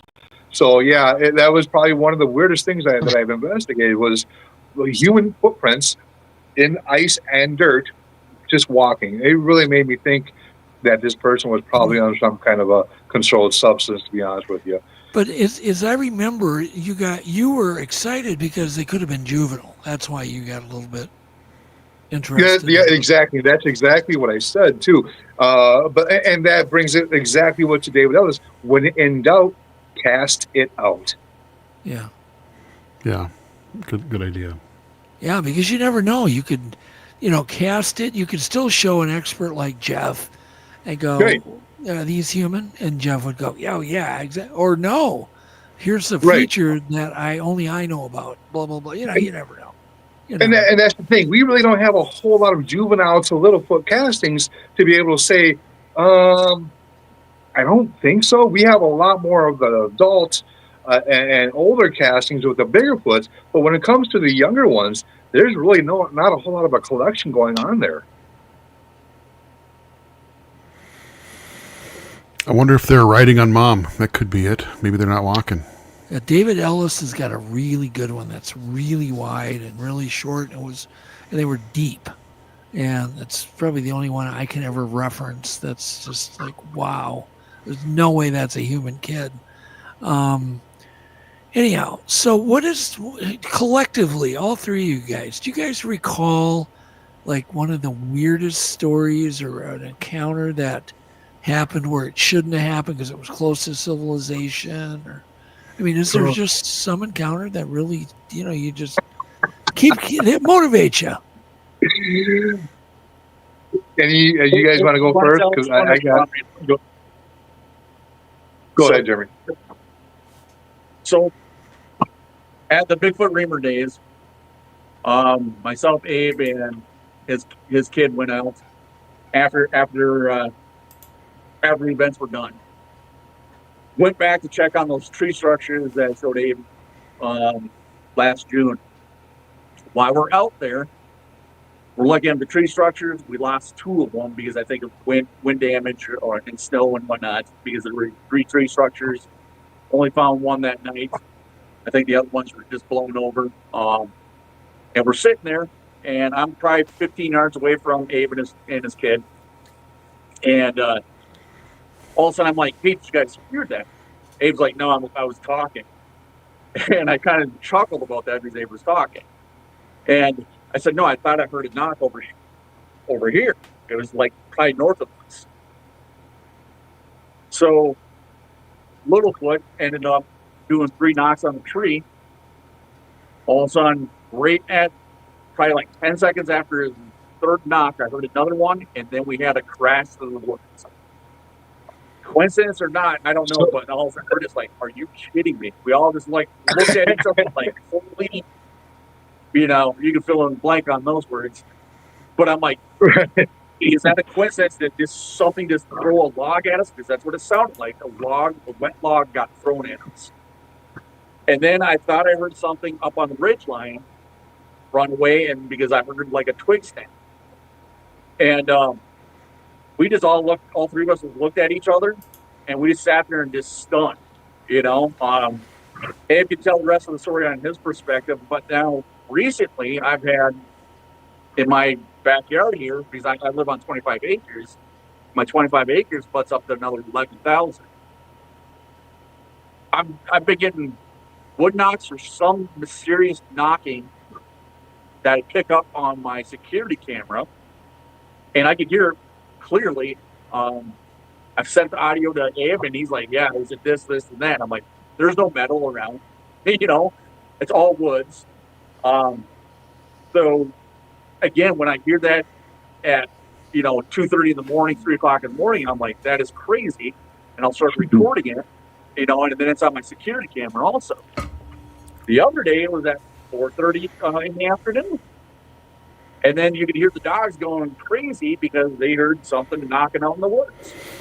Wow. But, yeah, so those are my two biggest ones right now that are recent. But I would like Abe to, go back on that one where the tree got thrown at us, because on his perspective, Abe tells better stories than I do. And I definitely will, but before we touch on that, I would like to Pops to go first and relay one of his stories and answer the question if you can. Oh, I got a good story.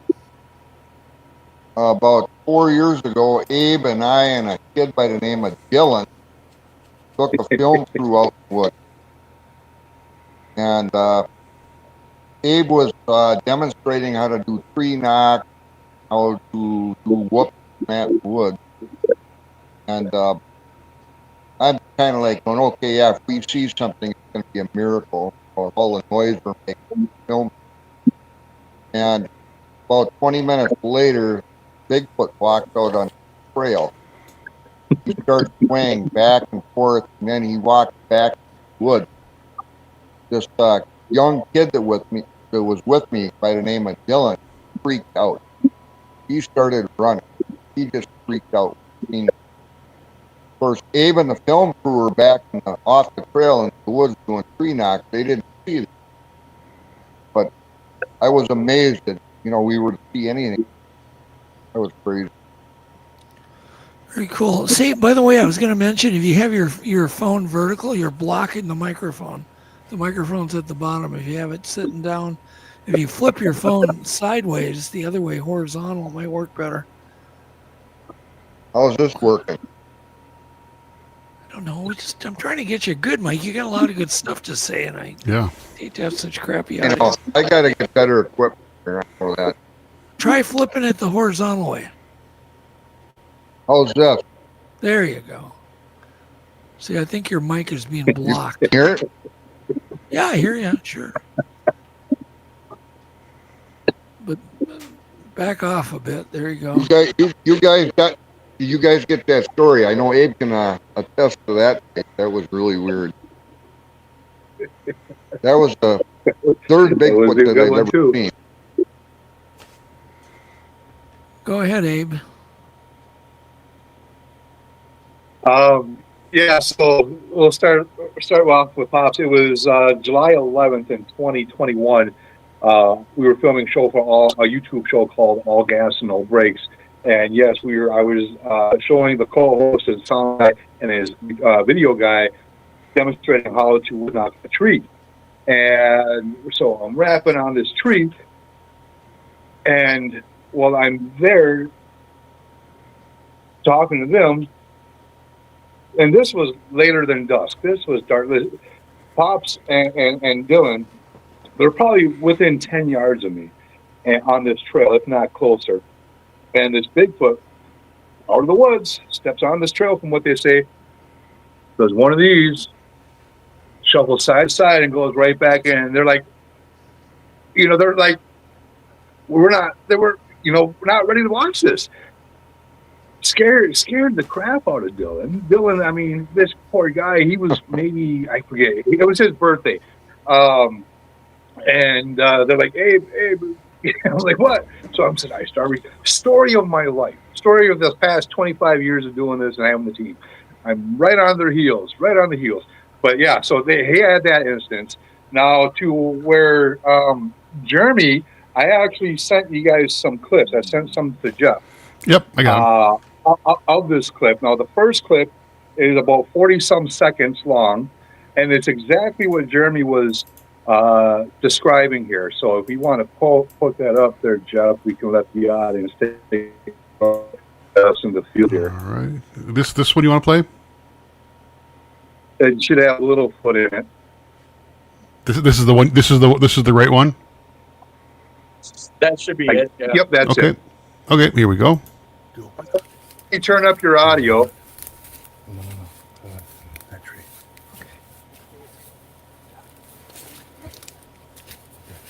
Hey. Hey, yep, face that way. Yep, good job. Yeah.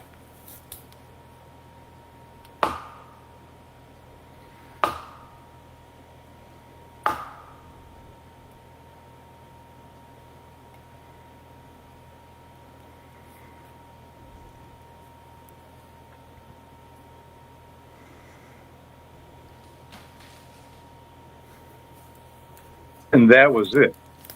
That.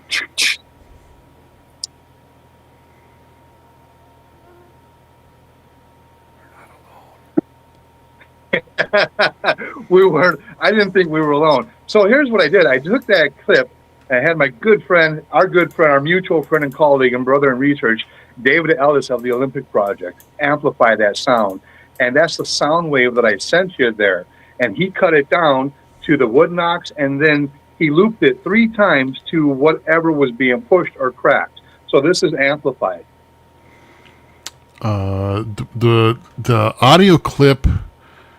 Let's see here. I couldn't download that. Okay. Let me see here. Yeah, I couldn't, for some reason I couldn't download that. I can listen to it on my computer here. It won't let me download it for some reason. Okay. Gosh, I'm sorry. I just don't know how to do that. No. Yeah. Pull it up here. What kind of file is it, Jeff? I'm not sure. He sent it through Facebook Messenger, and Facebook Messenger won't let me download it. Okay, just so you guys know, Messenger will never let you download anything. It goes on Messenger, it stays on Messenger. So just keep that in mind, Jeff. All right, Jeff. well, my bad. Yeah. Messenger it's a proprietary. That's it. So keep that in mind. But I do have 2 other video clips from you. Yeah.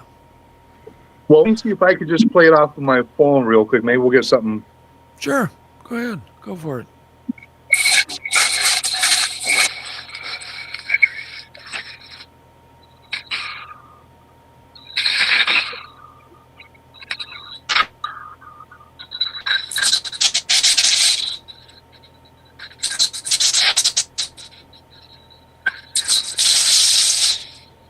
Yeah, it's bad. I don't know what we're hearing. Yeah, okay. It sounded like a guy carrying a bag of chains. Sure. No, I get that. Yeah. So then on this next clip here, it is.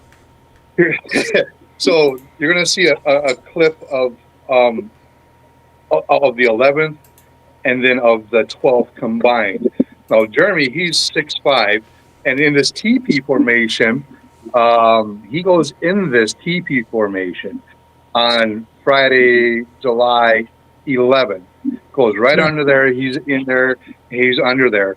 So then the next day we go back because somebody paid to go on the night hike, and we took him to this spot. And this is what is going to transpire from there. It seems like you can see him better at night. I don't say night, but remote now. Right. So here it is.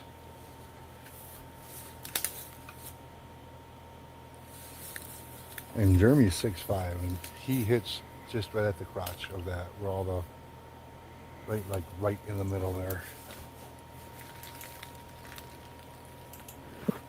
That scared me. The rain coming down like, Dad, what was that? They're jumping down. So this is the Tepee formation that we stumbled across last June.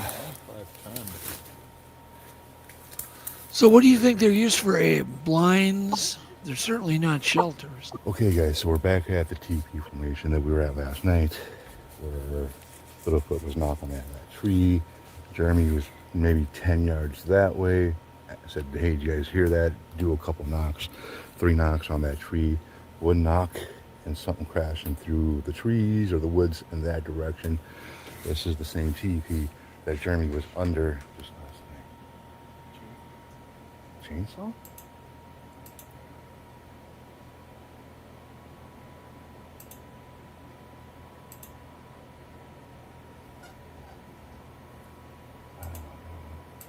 This right here was not here last night. So I'm going to check this for possible hair follicles and see if there's anything on there that could possibly be collected or snagged on these trees. Give them a closer look. Well, we got a little bit of time before we got to head back to the reamer. I'll be back. Okay, guys, this is the teepee where Jeremy was standing under not even 24 hours ago. He could go right in. He didn't have to step over anything. Come back today. This is placed right in front of it to prevent entry from going in there. That was not there. And we have video documentation that that was not there 24 hours ago. Right, and then right over here is the tree that Littlefoot hit 3 times. Then we got a knock and something crashing over the woods in that direction.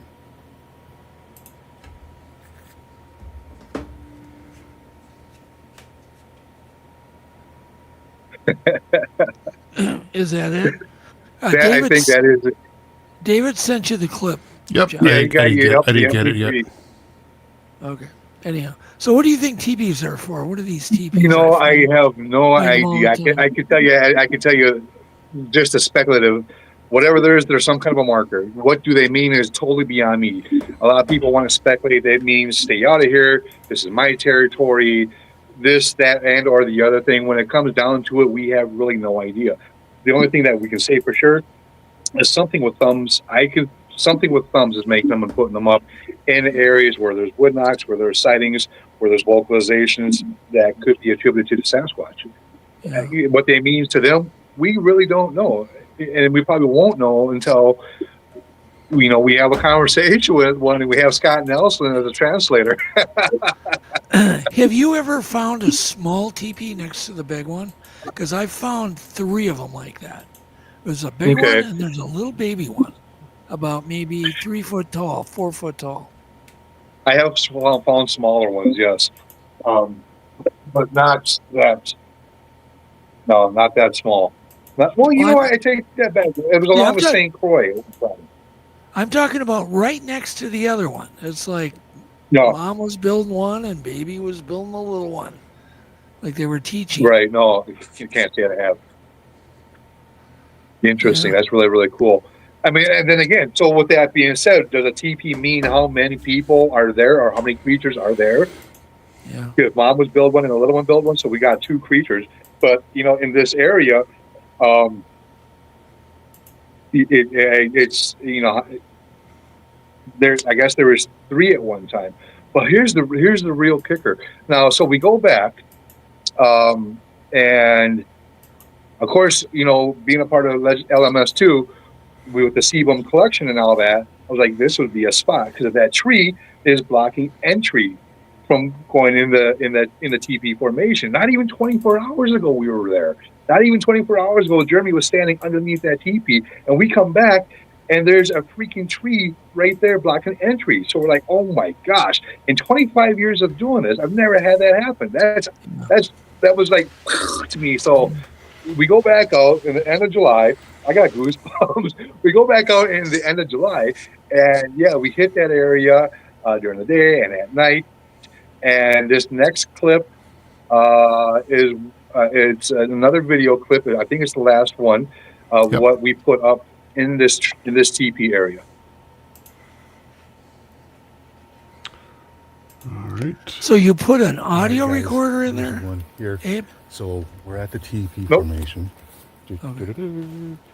And we have an offering of apples for them, meaning that we're not here. We want to learn from them.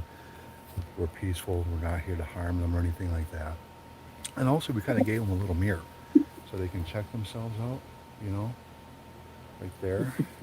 And hopefully they'll touch the mirror where we can, pull out some fingerprints or some sebum, the waxy substance that's left behind, that's believed that's left behind when they touch them. And we also left them something to itch their arm and if they have a bad bug bite, in hopes that we can get some hair follicles from there. Yeah, And Velcro. also, I mean, who doesn't like a selfie, right? So we got a tree camera right here. In all reality, we do want to leave them a peace offering. Last time we were here 2 weeks ago, I think we were being watched because this is the stick or the tree that was woven in here and rested on this little springy one right here and right here. And when we were here, and Jeremy and I combed over this just to see if we could see any hair follicles, and we couldn't.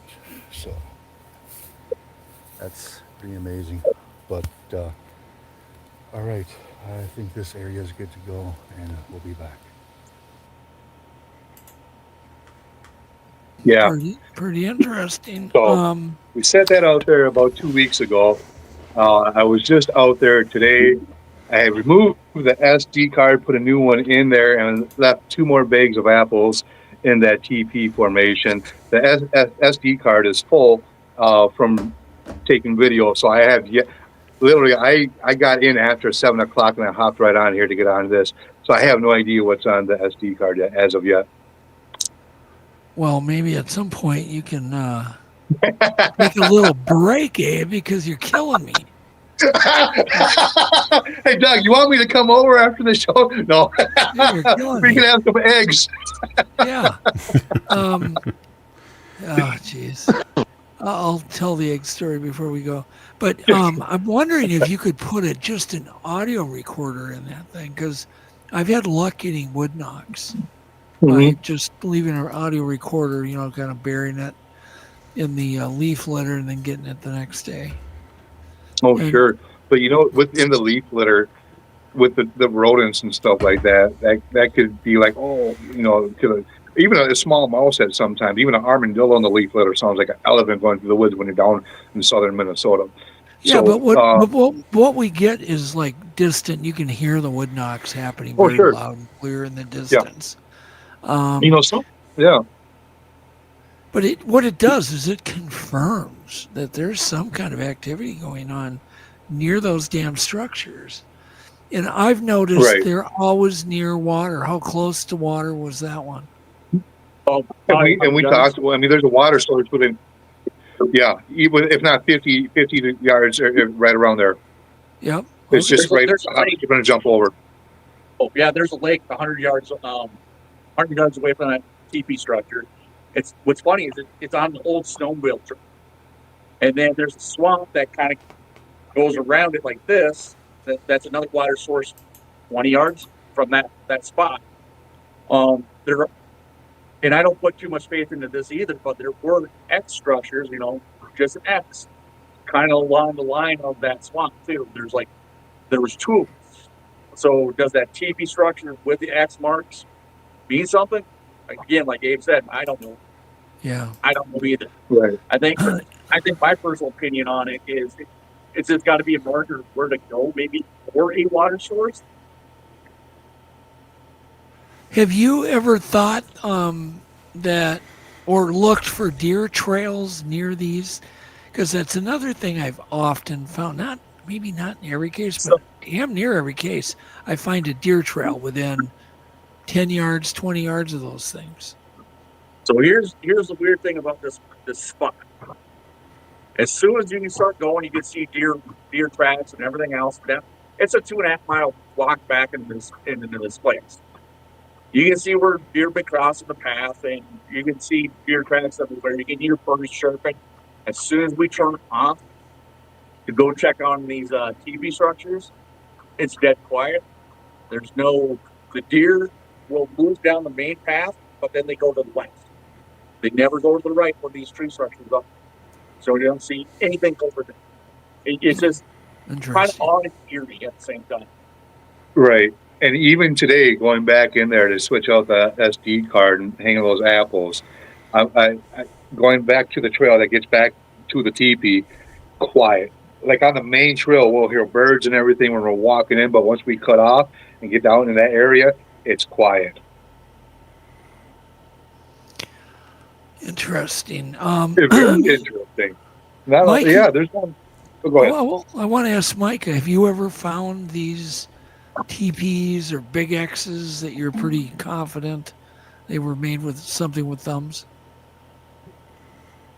Actually, back in the early 70s, I found 6 of them. And it almost looked like they were man-made. They were so perfect.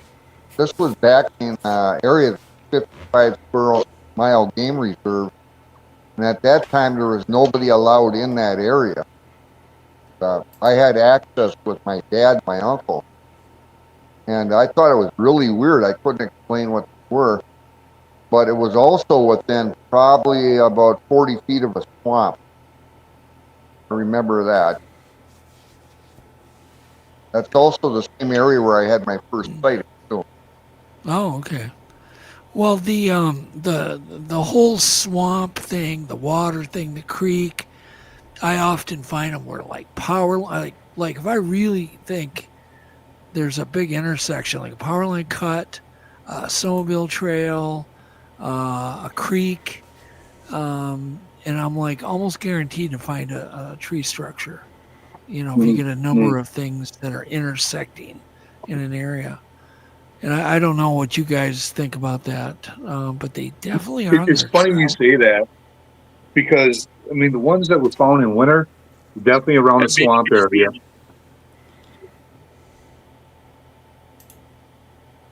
Interesting. I mean, if they were going to this sleep one, in them. yeah, these smaller ones were pretty close to the St. Croix. And here's the kicker. The teepee that we're doing all of this at, when we first walked in there this past July 11th, we were looking for the same one that we were looking for June 28th of last year. Come to find out, when I was going through my pictures, it's not the same teepee that we're going to from last June. The teepee that we're going to last June is, I know it might be kind of hard to see and all, but it's right there. Versus, it's a whole totally different teepee that we came across this past July versus last June. Yeah, we saw that pretty good. Yeah, it's a totally different teepee formation. That, well, the one that Jeremy and I he wanted to show me last June, that was cool. And then he found one as well, and that's the one that kind of got blown over. But this one is not the one that we found last June. This is the one that we thought it was from last June. Lo and behold, and looking through the pictures, it's something that's new. Something that's new from just the July 11th, what was our first time there this year. And then on the 12th, that tree went in there to block entry. So not only that, so there's a new teepee formation versus the one that we were looking for last June that we thought it was, which is not. And then there's a tree going in that one new one to block entry. So it was like, wow, it was really, really cool. So that's probably one of those, besides getting chased by a Bigfoot, this is probably one of the coolest things formation-wise that has happened. Yeah, that's pretty cool. Yeah. Pretty cool. So what do you guys, have you guys just all very open-minded on what you think they are? I don't know. Jeremy, do you want to kind of chime in? What do you think they are? Or could be, I should say. Get you up, field here. So I think they're more Neanderthal looking, somewhere around that in there. Do I believe they're aliens that teleport in and then just leave one footprint and all that other stuff? I don't think so. There's never been any proof of Bigfoot teleporting in. You never see a picture of it, or even a fake picture of something teleporting in. Again, that's what I think is a humanoid of some sort. Do I believe they're 12 feet tall? No. I think they're probably between, that 6 foot to 8 foot tall. Maybe you might get one that's 9 feet. That's my personal belief on that. Otherwise, my thoughts on that, if you see something that's, 12 feet tall in the woods, you're going to notice it. Even if it's out the corner of your eye, you're going to notice something that's 12 feet. What about, okay, here's another weird question you probably have never been asked. What about replant areas or reprod, like with the smaller trees versus the old growth forest? Do you think there's more activity in the replanted, logged maybe, 30, 40 years ago? Or do you think there's more activity in the old growth trees? I think there's more activity in the newer growth, Okay. that 30-year-old forest. Yeah. And again, that just follows what every other animal in the forest does. They're going to follow that newer growth just because it's a good food source for them. And Bigfoot, Sasquatch is following food sources. Right. Right, but that goes against, it supports logging. Because those are the areas I find more active too, is with the smaller, skinnier trees. I don't know what you guys think about that, Abe and Mike. You guys chime in on that.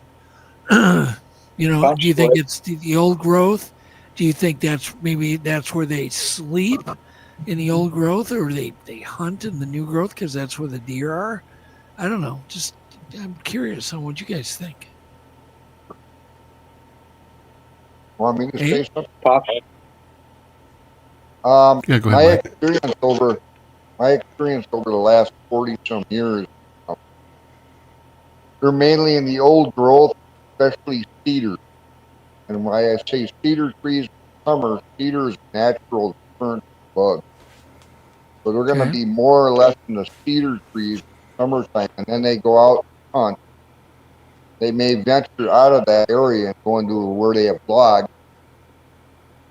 Hunt. Wintertime, just the opposite. They're more or less tamaracks. Tamaracks never really freeze, so never freeze. Moss in the tamarack swamp is usually soft, but dead after too much. Mike, you're just literally we're only getting like every other word. Maybe I have an idea. I have an idea, because Jeff said your audio worked really good earlier. Mm-hmm. Shut your phone off and then reboot your phone. That might do it too. You'd be surprised. Yeah. So we really want to hear from you. Yeah, just shut your phone off, reboot it. All right, Abe, what are your thoughts on the reprod? So, here's the thing. People are having sightings in both of those habitats that you mentioned, old growth and young growth. It all depends where the food source is at, Is there going to be more food growth and food sources in the younger saplings, more succulents? Absolutely. Is there going to be deer getting at that? Is there going to be rabbits going in there? Heck yeah. So they got those mammals that could possibly be a food source. And the younger growth, they have versus old growth with a more thicker canopy. There's going to be more sunshine shining down on the younger stuff. So yeah, there's going to be a lot more food growth opportunities. Yeah, more berries. A lot more berries. Yeah, absolutely. And and versus the old growth where there's a thicker canopy, they're going to feel more safer there.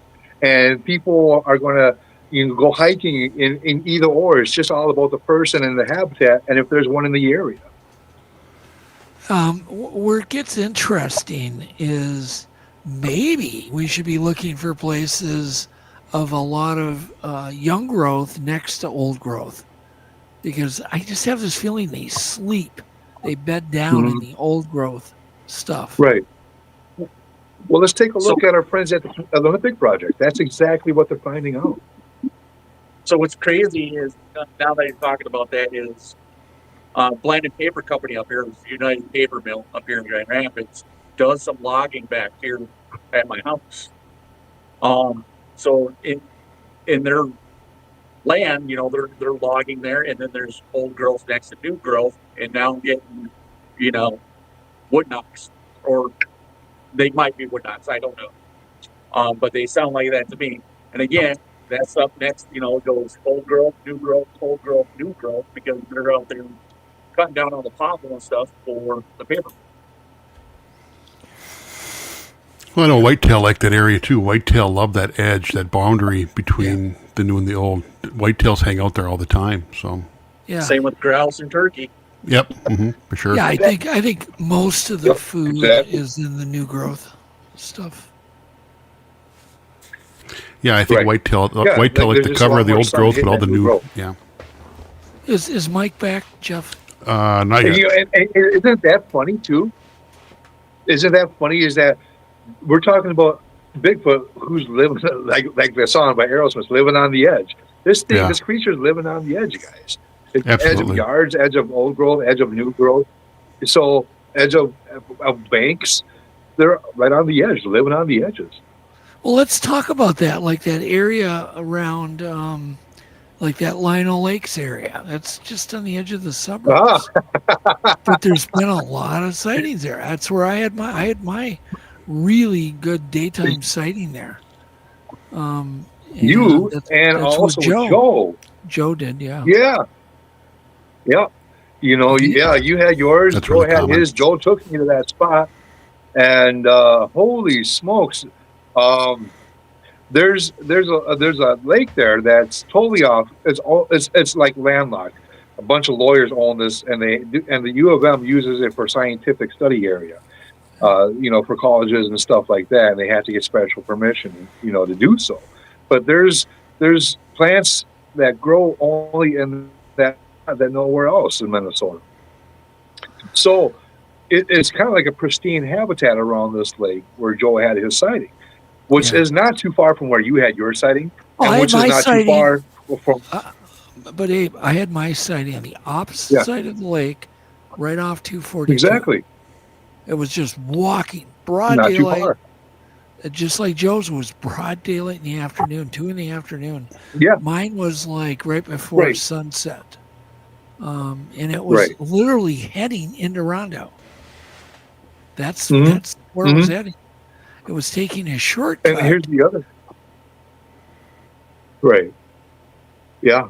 And then it was in 2008, a colleague, another great researcher, Ed Welch, had his sighting off the George Watch Lake. So, there's is that a corridor area? I believe so. And we've talked about this many a times. But yeah, there's they got everything. There's swamp, there's lakes, there's land, there's landlocked, there's wildlife management area. It has everything that it needs, and it has patches of woods to get from one area to the other. And here's the thing: people's backyards are butting up to this. I can't believe more people are not seeing something, So, and there's deer all over the place back there. Would you, if you lived in that area and something was seen or heard, you're probably not going to say anything because your neighbors might tease you. Right. Yeah. It's more modern living there now compared to what it was 20 years ago. Mike. And it's really blown up in the past 20 years. Yeah. Let's talk to Mike and see if we got him better. Mike. Yes. Am I coming in better? I think so. I don't know. We got to have a conversation. I couldn't tell you. We were talking about the edge, and you live out in the Northwoods, but have you ever thought that these things need to be 100 miles away from any people or 20 miles out in the bush? Or do you think sightings can happen right near town? Well, yeah, they can happen about anywhere. Bigfoot, am I coming in okay? Not really. Not really. You're cutting in and out. I don't know what's going on. I don't know. I have no idea. Why don't you do this? Turn your camera off and hold the phone. Take it off speaker and hold the phone just like a phone call. Try that and see if it works. You can turn the camera off, Maybe yeah. your speaker system is screwed. Anyhow, Don't know it's nothing worse than bad audio on a podcast. But you'd have to probably shut your camera off. Oh, the fun of being live. It's an adventure every time. It is. Yeah. Jeremy. Signal too, because he lives, out in the woods, out in the sticks. So it's Yeah, probably a signal. that's true. That could be too. Yeah, clipping out. Although the video's okay.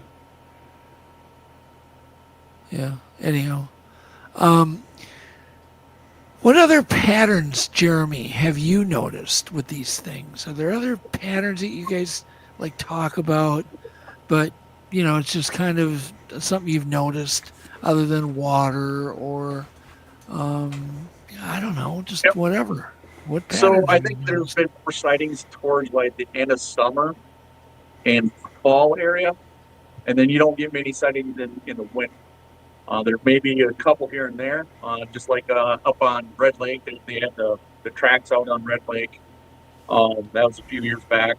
And then the Minnesota Christmas video. That was an awesome video. But I think that, you're not going to get them dead set in the middle of summer. This is just, again, my opinion on this. Because of the thicker forest, they're going to probably stay out of the heat as much as possible, and the bugs. I mean, if I was a Bigfoot, I'd be doing the same thing too. I wouldn't be moving around a lot, and I'd want to stay out of the bugs. That's why you're probably going to see them more in the spring, and then towards the end of the summer into like October, maybe November. Where do you think they go? What do you think they do? I mean, do you guys think they migrate? I think they Do you migrate think? because, I think they migrate because then all of a sudden you see during the wintertime up here in Minnesota, you get more sightings down in like Florida, Kentucky, Tennessee, and those areas. So they got to migrate down to the warmer area. Yeah, it's been the big question. Jeff, what do you think about that? What do you think they might? Because we're dealing with East Coast, West Coast. We're dealing with the mid plains. We're dealing with places like Minnesota where they have access to both, like Ohio or Kentucky and Canada. Yeah, it sure seems like they migrate.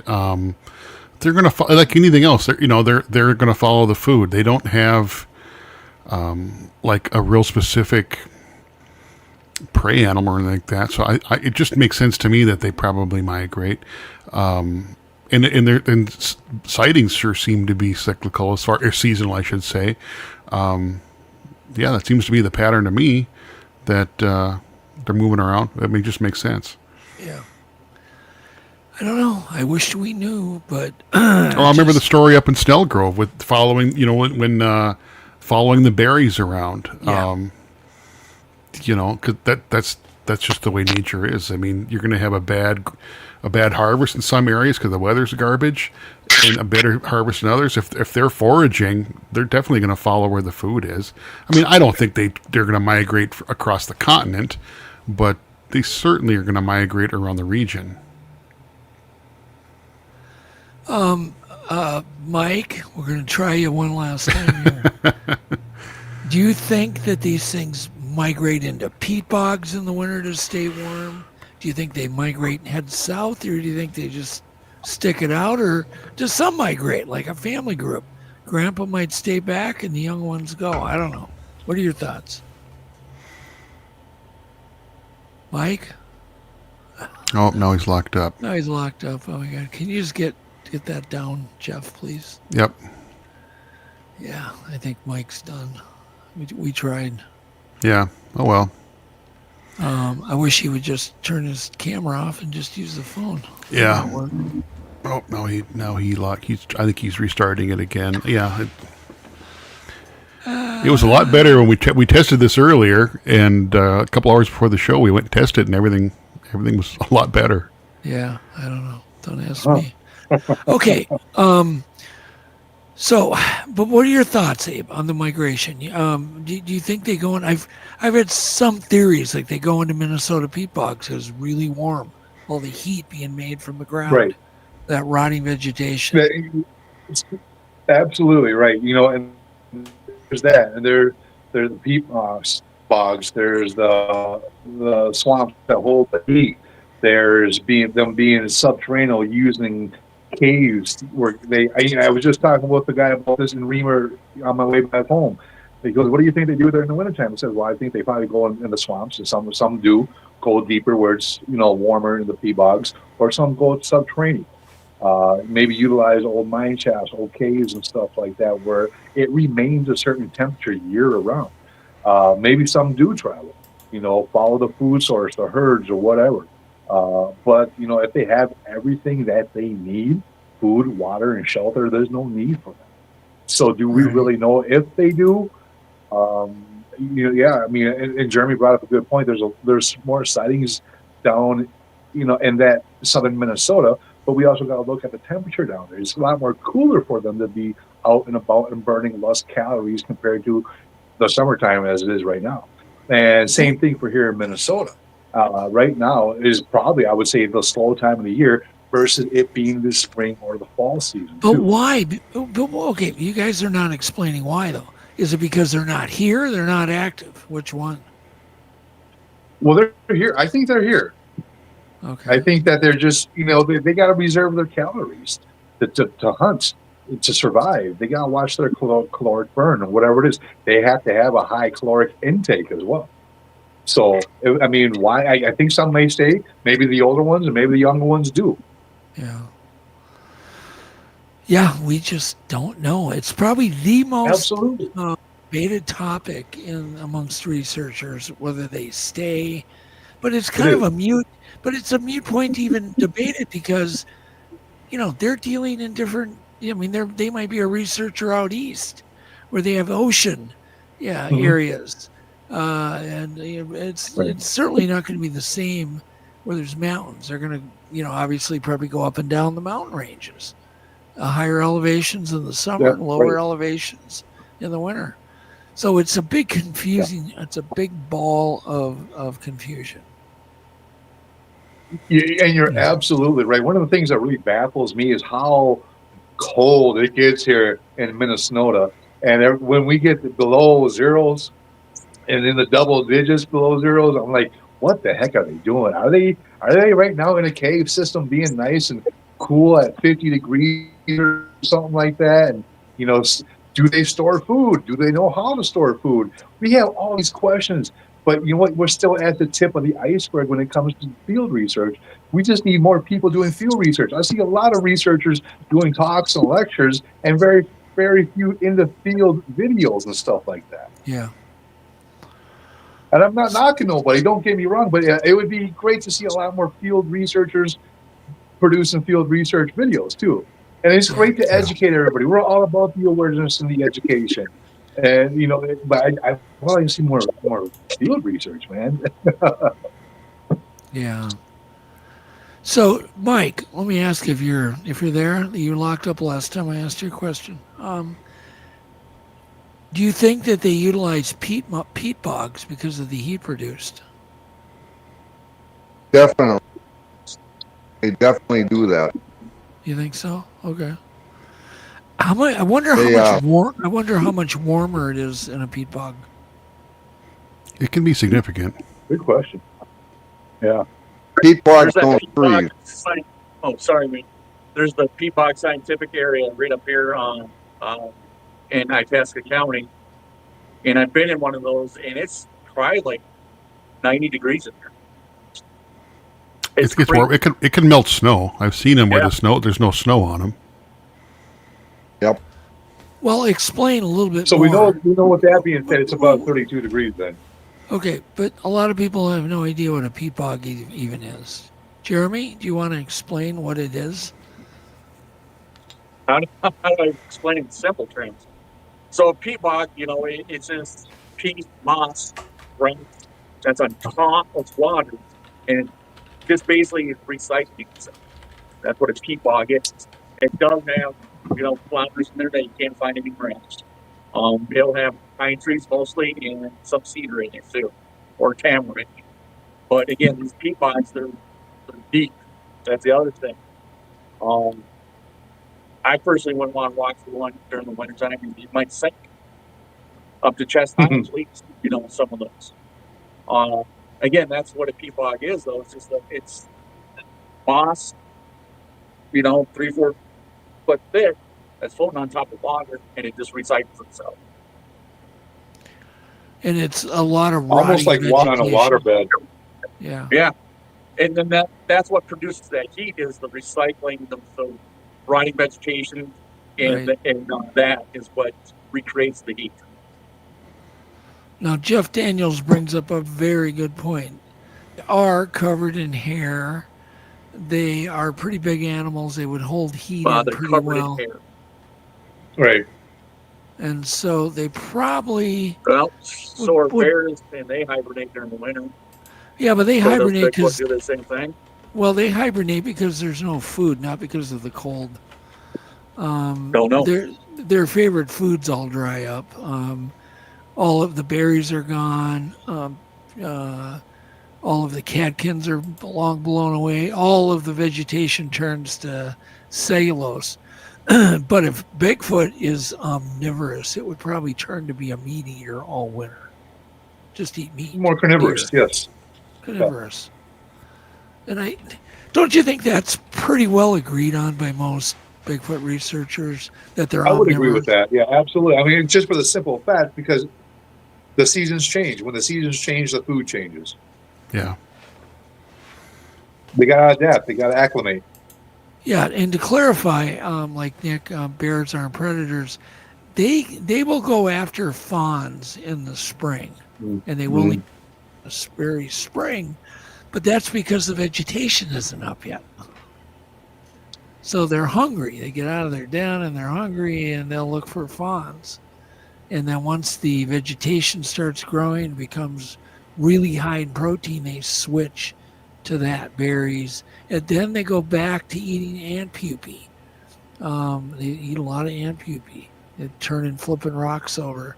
And that's their meat. But they're generally, they don't hunt, like healthy deer. It's not their deal. They're opportunists. Yeah. They're kind of opportunist. So that's why bears hibernate. They really don't even hibernate. They just kind of go into a torpor, a torpor state where they're licking themselves, grooming all day. They look bored as hell, and then they'll sleep for a day or two. But then they wake up and they're licking and taking care of their I know a guy who filmed bear in his hibernation den. Yeah, I did that. I do too. He's a good friend. Yeah, that's an incredible footage. It really is. That was an amazing achievement. Truly, it was amazing. Well, it was difficult. It was cool, buddy.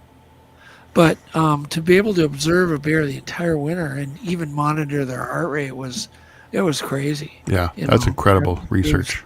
Scientists, a lot of info, but a lot of people do get confused on bears. Like why do they hibernate? How could Bigfoot survive? Well, Bigfoot looks like an apex predator. Like it could really do some serious damage to deer. And absolutely. It seems tricky. Now I was wondering if those teepees guys are just to break up their outline, or maybe to block an area so the deer don't go through that little area and they steer them around another area that's a good ambush. So you guys should be thinking when you're out in the woods going, okay, if I was a deer, where's the deer trail? Where's the traffic? Why would making deer go around something be a good idea?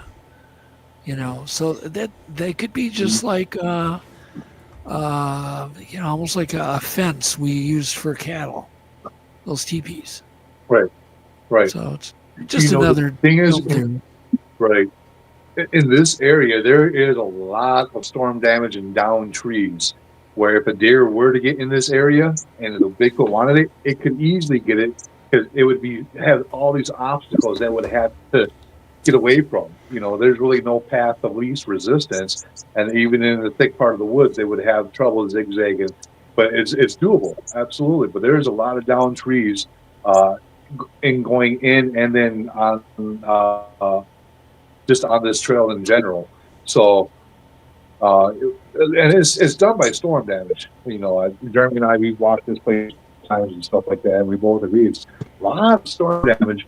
But it's these teepees that are down and up, and this is a whole nother game. As far as it being a possible thing, we really can't say yay or nay about it. Why we could theorize and say, yeah, they could use them as a blind. Jeremy went into it, you know, I suppose it's not that camouflage. It's not that leafy, as you guys can see. All the green is around there. With this teepee is pretty much made out of dead and fallen material, sticks and trees. Yeah, I just, I wonder about it. I don't have any Right. answers. Oh, I'm with you. But these are good questions. Like, are they using them? You know how we drive deer. Right. Are they using them just to divert them enough where they can lay in ambush? Like, is there a little berm that they could lay in? Right. And that would drive them, funnel them into that area because, they're wide at the base. I couldn't imagine a deer running through the middle of one. Right. So they're definitely going to block deer. They ambush. Ambush. They definitely ambush. Yeah. Right. I've seen areas where they've ambushed. Say that again, Mike. We're only hearing every other word. I don't know what's wrong with this phone, but Mike, why don't you try? I was in it. Mike, stop for a minute. We really want you to be involved. Shut your camera off. There's buttons on the StreamYard, one for camera and one for mic. Just click the camera off, and maybe that'll work because your bandwidth will come way up. Yeah, for sure. Just try it. No, he didn't need to go. No, he's still in. I'm here. He is. I'm here. He's still here. Yep. Oh, there you go, I Mike. turned the camera off. And you have us on. Can you hear me any better? Yeah, a little bit. Are you on speakerphone or regular phone? Turn the speaker off. Speakerphone. Yeah, get rid of that. Just hold it up like you're talking to a buddy, and we'll see what happens. How about now? Any better? Yeah, about a million Yes. times. Oh, wow. Any better? Wow. Much Yeah. better. Much better. So you gotta just have a conversation. So I don't know if you heard anything I'd mentioned. I just threw a diarrhea theory out there, whether they're using them to drive deer to a specific little area where they can lay in ambush. So thinking back, Jeremy and Abe, that teepee that you just found, is there any little nooks and crannies nearby where, like, if they can funnel them, they can funnel them to a better ambush area? That's the question. That's fine. And- Now, Jeremy, your audio's getting crap. Scoot up. Your audio's going bad too. There you go. Is that a little bit better? Yes. Okay, that was weird.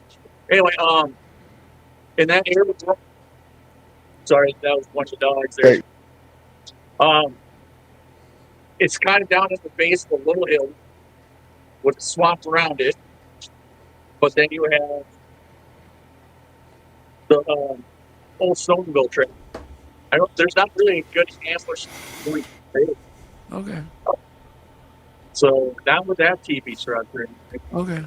Well, just keep it in mind. It's just a little idea to look for, to see if I Right, was no. a deer and I was running. Oh, geez, look at that.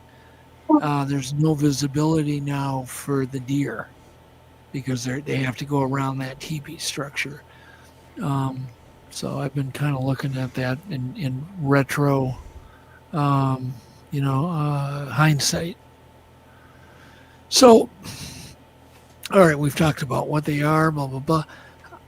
Why do you think nobody knows Minnesota is such a hot spot for Bigfoots? Because I think there's more sightings here than, would compete with damn near any state. Jeremy, take it first. Why do you think nobody tells about their sightings here? They don't report them.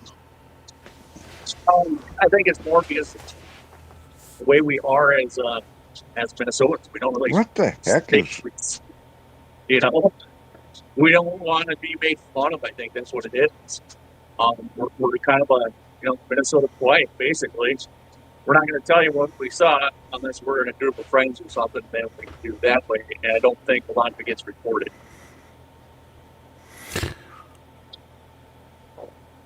Abe, are you live? Yeah, just to bounce off of Jeremy's point there. Minnesota is a very conservative and reserved kind of state, to be honest with you. Abe, your audio is so bad, dude. Go You guys are bouncing around like jumping beans over there. Come on. Just get your phone closer. There you go. working. All right. No, just to jump off of Jeremy's coattails there, is that Minnesota is a really conservative and reserved kind of a state. Okay. You know, a lot of blue collar, even white collar, just like anywhere else in the nation. But yeah, I think a lot of people in fear of being ridiculed. I mean, a lot of people just take it to the. But yeah, but that's everywhere. Or, but Abe, that's everywhere. Yeah. Why here more? Minnesota's really tight-lipped when it comes to Bigfoot sightings. Why? What's the deal here? I think it's just like, you know, your favorite fishing spot. You ain't going to tell anybody that either, are you? So I think that's what it is. People just don't want to say what they see. Maybe in fact, their mind and thinking, well, did I actually see that? And if I do report this, what's going to happen to me and my reputation? Yeah. Yeah, I've always wondered why it's so bad. I mean, well, I think Minnesota is largely ignored in pop culture in a lot of ways too. I mean, mass media, they don't like focusing on the Midwest. And Minnesota just, you don't see a lot of stories, national stories about Minnesota. I think we're kind of ignored in a lot of ways. At least that's my perspective. But we're not talking about pop culture. Well, but that's part of it. I mean, that's part of the traffic. I don't know. I don't think the two have any correlation. Maybe not. I don't think so. I think that the main thing is people are just so afraid. It's the descent that's kind of the majority of the descent. A lot of Norwegian settlers, German settlers. I think a lot of it goes back to it's just kind of the way we were all raised, you know. Well, a lot of Finlanders too. Finlanders are not real flamboyant, talkative. They won't even admit when they die. They still think they're alive. You know? Yeah. Well, look at Reaper days.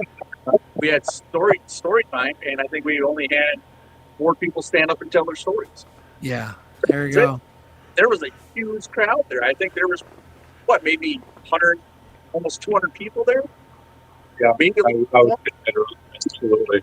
You know, Abe's up there like, tell your story, and everybody's like, and there was like 4 people that told their stories at the Bigfoot conference last year. 3 people I think stood up and told their story, and there was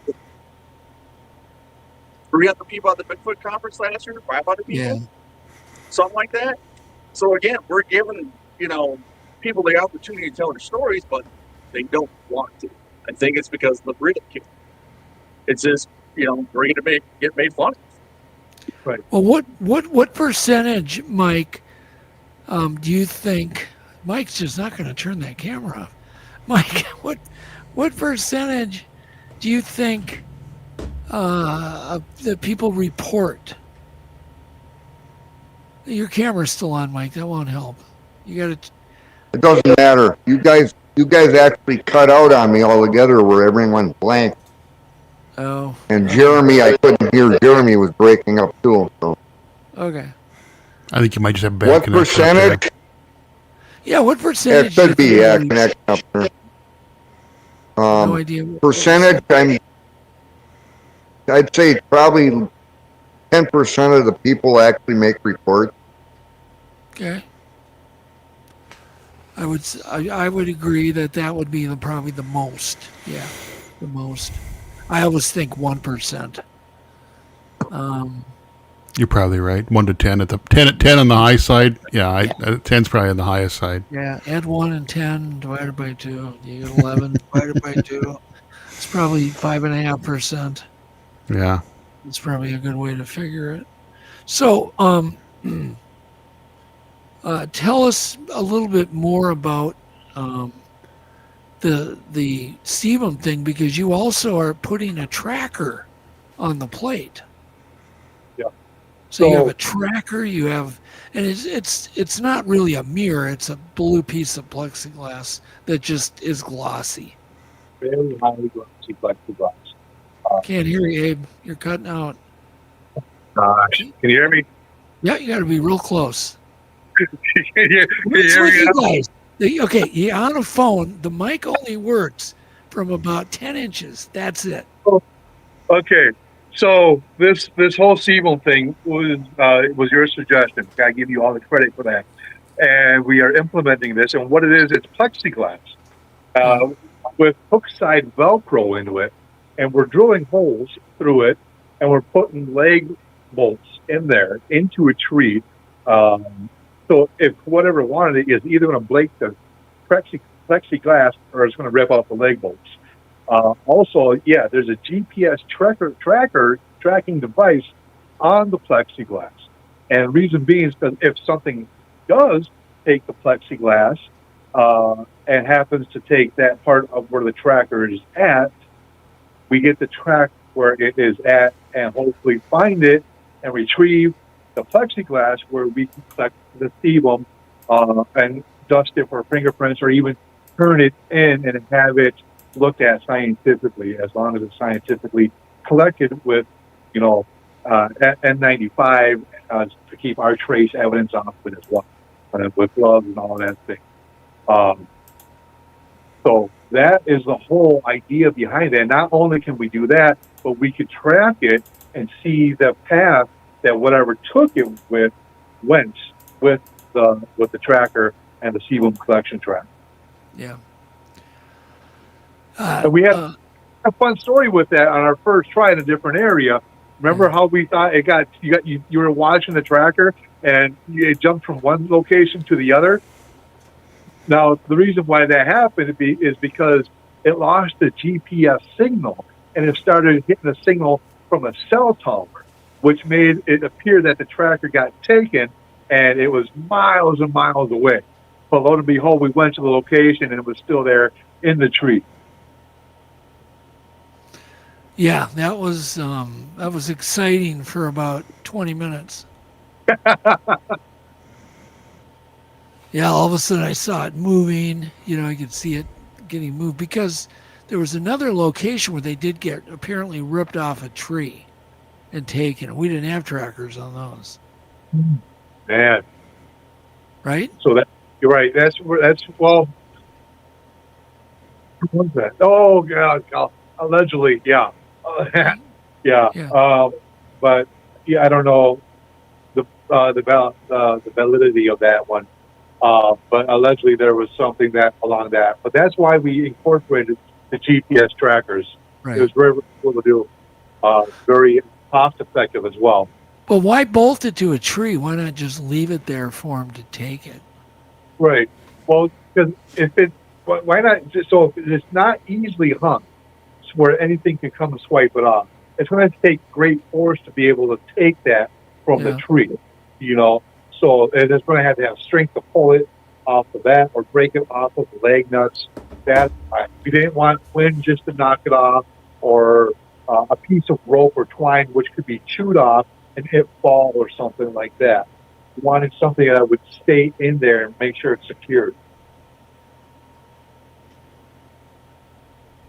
Yep. Got it. Is there anything you guys do different than there's only so many things you can do, right? Do you guys let them come to you? Do you camp out? What do you do? All of it. Let them come to us. We go to them. Have you had experiences? Okay, well, it's all right. Have you had experiences while you're in camp, you guys? Like you're in a tent and it's 2 a.m. Actually, last year, at this one campground that Jeremy brought me, I'm up by myself, camped out in this campground, having a bonfire, and in front of me there's a lot of woods. Okay, so Jeremy turned me on this campground because somebody told him about some campers having a big impression by them. Okay, so I camped at that same spot. And it was probably about last fall. And out of nowhere, something goes ripping through the woods. All right? And I'm like, what the heck? I grab my camera, I grab a flashlight, and I'm starting walking. I got my night vision on, my Sony Handycam, and I'm walking through the woods, and I'm recording, and I'm like, what the heck is going on? I hear nothing. Absolutely nothing. walking on the ground. And, nothing. You couldn't, Abe, we couldn't hear a word you said. I don't know what is going on. Oh no. We lost you in that last minute. Oh, I was saying something went ripping through the woods. I get up, I grab my handy cam flat and a flashlight, put it on the blue colors light so it won't scare anything off with a white light. And I'm walking around in the woods trying to document, but it's absolutely quiet in there. Nothing to be found, nothing to be heard, but something just ran, and it sounded bipedal versus it being a quadruped. So that happened just last year around this, maybe about 3 miles from where the Tepee is at. Oh, cool. Yeah, it was pretty cool. Jeremy, have you had any experiences like that? So again, like I said at the beginning of the show, I had that one experience 10 years ago. And what we're deving right now is the Bermuda Triangle of Grand Rapids, because it's all these things that happen in the Chippewa Forest. So my first encounter again was when I was camping with my 2 dogs at that time, was the 2 different wood knocks. And that is where I experienced that from our teepee structures where we have been investigating. It's probably 8 miles through the woods, maybe 10 at the most. So that was my experience camping. Ever since then, no, I haven't had anything else. And you kind of, that's what we also bring to the team or do different than other people. I'm kind of a tech guy, so I ended up buying a thermal imaging drone. So we use that quite a bit now too. Our last camping trip again, I looked at all the footage and everything else. There was nothing really to report, but I could see, Abe and all the other team members out in the woods, and it's like, okay, I could pick those guys out, and it's kind of cool that you can see that stuff. Yeah, therms are amazing. Thermals are, I guess next is going to be thermal with LiDAR will be the next enhancement that we're going to start being able to buy. So it'll have LiDAR, so it'll penetrate some of the trees and things, which will kind of make the canopy less visible to our cameras. And then be interesting. Along with that, like a 3D, portable 3D scanner for compression of the possible symptoms. Yeah. All right. Well, let's wrap this up. When is the conference, Abe? Well, the Minnesota Bigfoot Conference is going to be our 6th one. It is October 4th of this year. Tickets are on sale at eventbrite.com. We have 3-day VIP packages as well. To inquire about those. Can't hear you, Abe. Just take a break. Come closer to the mic. We can't hear you. All right. There. It makes all the difference in the world. Right. I'm stuffing my hand behind the phone microphone. But the 3-day, the Minnesota Bigfoot Conference is October 4th. We have 3 VIP ticket packages going on. To inquire about those, send us a message to the Minnesota Bigfoot Conference Facebook page. We have stuff going on Friday the 3rd. Of course, Saturday the 4th is the day of the conference, and also Sunday the 5th.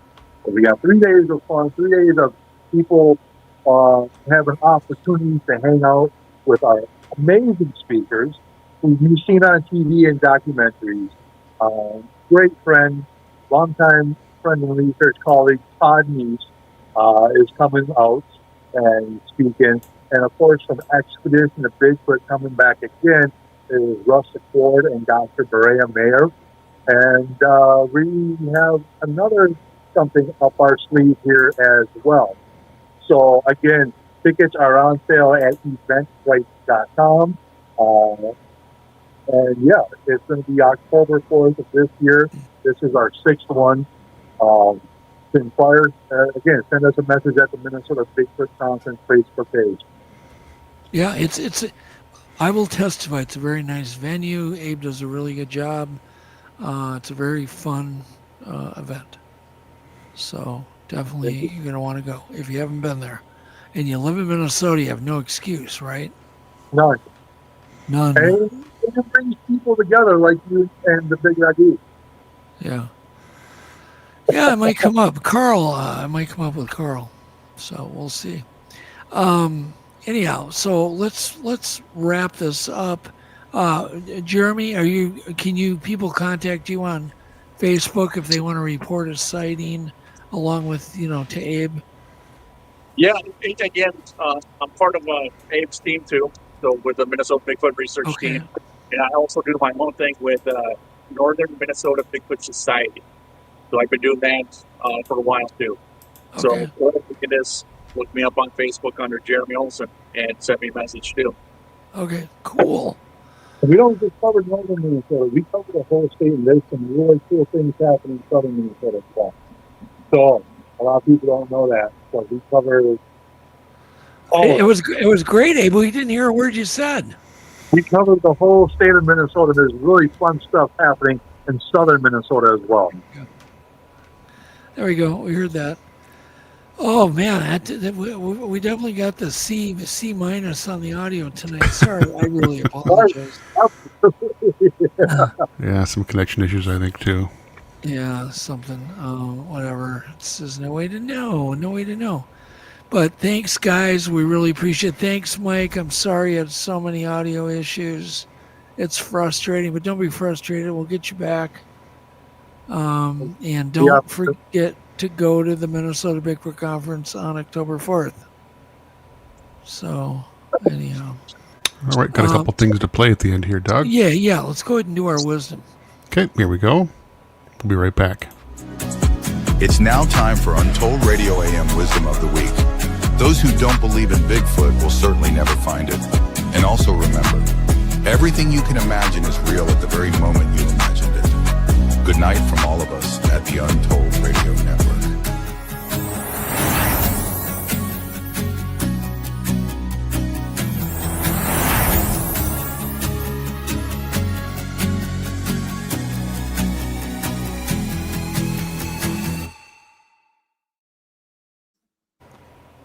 And we're back. So we're going to say goodnight. We will be back next. You want to play your song? Yeah, you promised. We can do this. I wrote this for my granddaughter. And she's a sweet pea too. She's so cute. She's so cute. Yes, and I have a new one, another new one that's 8 weeks old now. Yep. So they're starting to come like a conveyor belt. I love it. Man, these guys are the love of my life. So, but thanks so much, Abe. Thanks again, Jeremy. Great meeting you. Sorry about the audio issues. I hope to God it wasn't our fault. It would be horrible. Mike, it might have been all our fault. You never know.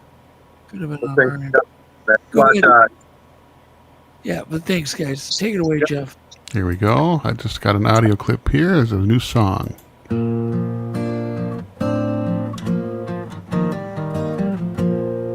Where did you come from? Sweet as me grace, a light in the dark, a warm embrace. You appeared into my world from out of the blue, with eyes so wise and a heart so true. Your laughter echoes like a gentle breeze, bringing life to the tallest trees. Soft whispers of love in your every smile. You've made this life feel so worthwhile. You love your mother and father deeper than the sea, but there are many moments your grandfather just can't be. But he knows the love he can't witness aren't wasted on you. He just wishes he could see your whole life through. Oh, raise me grace, my sweet daylight. You light up my mornings, you brighten my nights. From nowhere you came, now here you stay.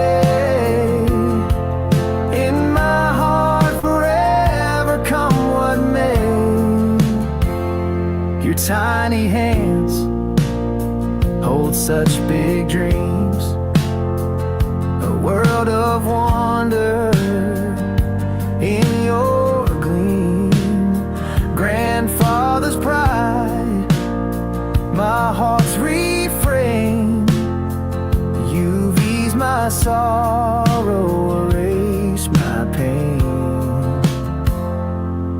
How did you find me in this vast sea? Your love unlocked the best of me, a bond unspoken yet deeply felt. With you my walls began to melt. Oh, Esme Grace, you're my sweet daylight. You light up my days, you brighten my nights. From nowhere you came, now here you stay in my heart forever, come what may. Your papa just wants to be your special ray.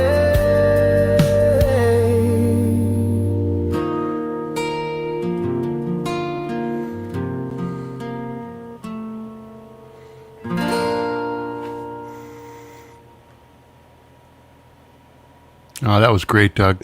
Oh, Good thanks. job. Thanks. And Esme gets to live her whole life knowing Grandpa wrote that cool song for her. That's Yeah. awesome. Yeah, I sent you a picture of her if you want to. I saw that. Yeah, what a cutie. She's, Yeah. Oh, you got cute grandkids. Yeah. I've seen a lot of So- pictures and videos. She's great. So anyhow, good night, everybody. We love y'all. Thank you, Abe. We'll Thank see you, guys. See you soon, I hope. Jeremy, if you're ever in town, make sure you stop in to see me. I'll Yeah. be actually on Friday, Saturday, and Sunday. Oh, cool. Okay. Well, we'll probably be up there. There's a chance that I won't. It's a great place to go, and I always have a great time up there. So we'll see y'all next week. Good night. Good night, everybody. Good night. Thank you. Thanks. I call you up in the middle of the night, been bothered by dreams, ain't feeling alright. You give me comfort, say just give it some time. By the end of our talk, I'm feeling just fine.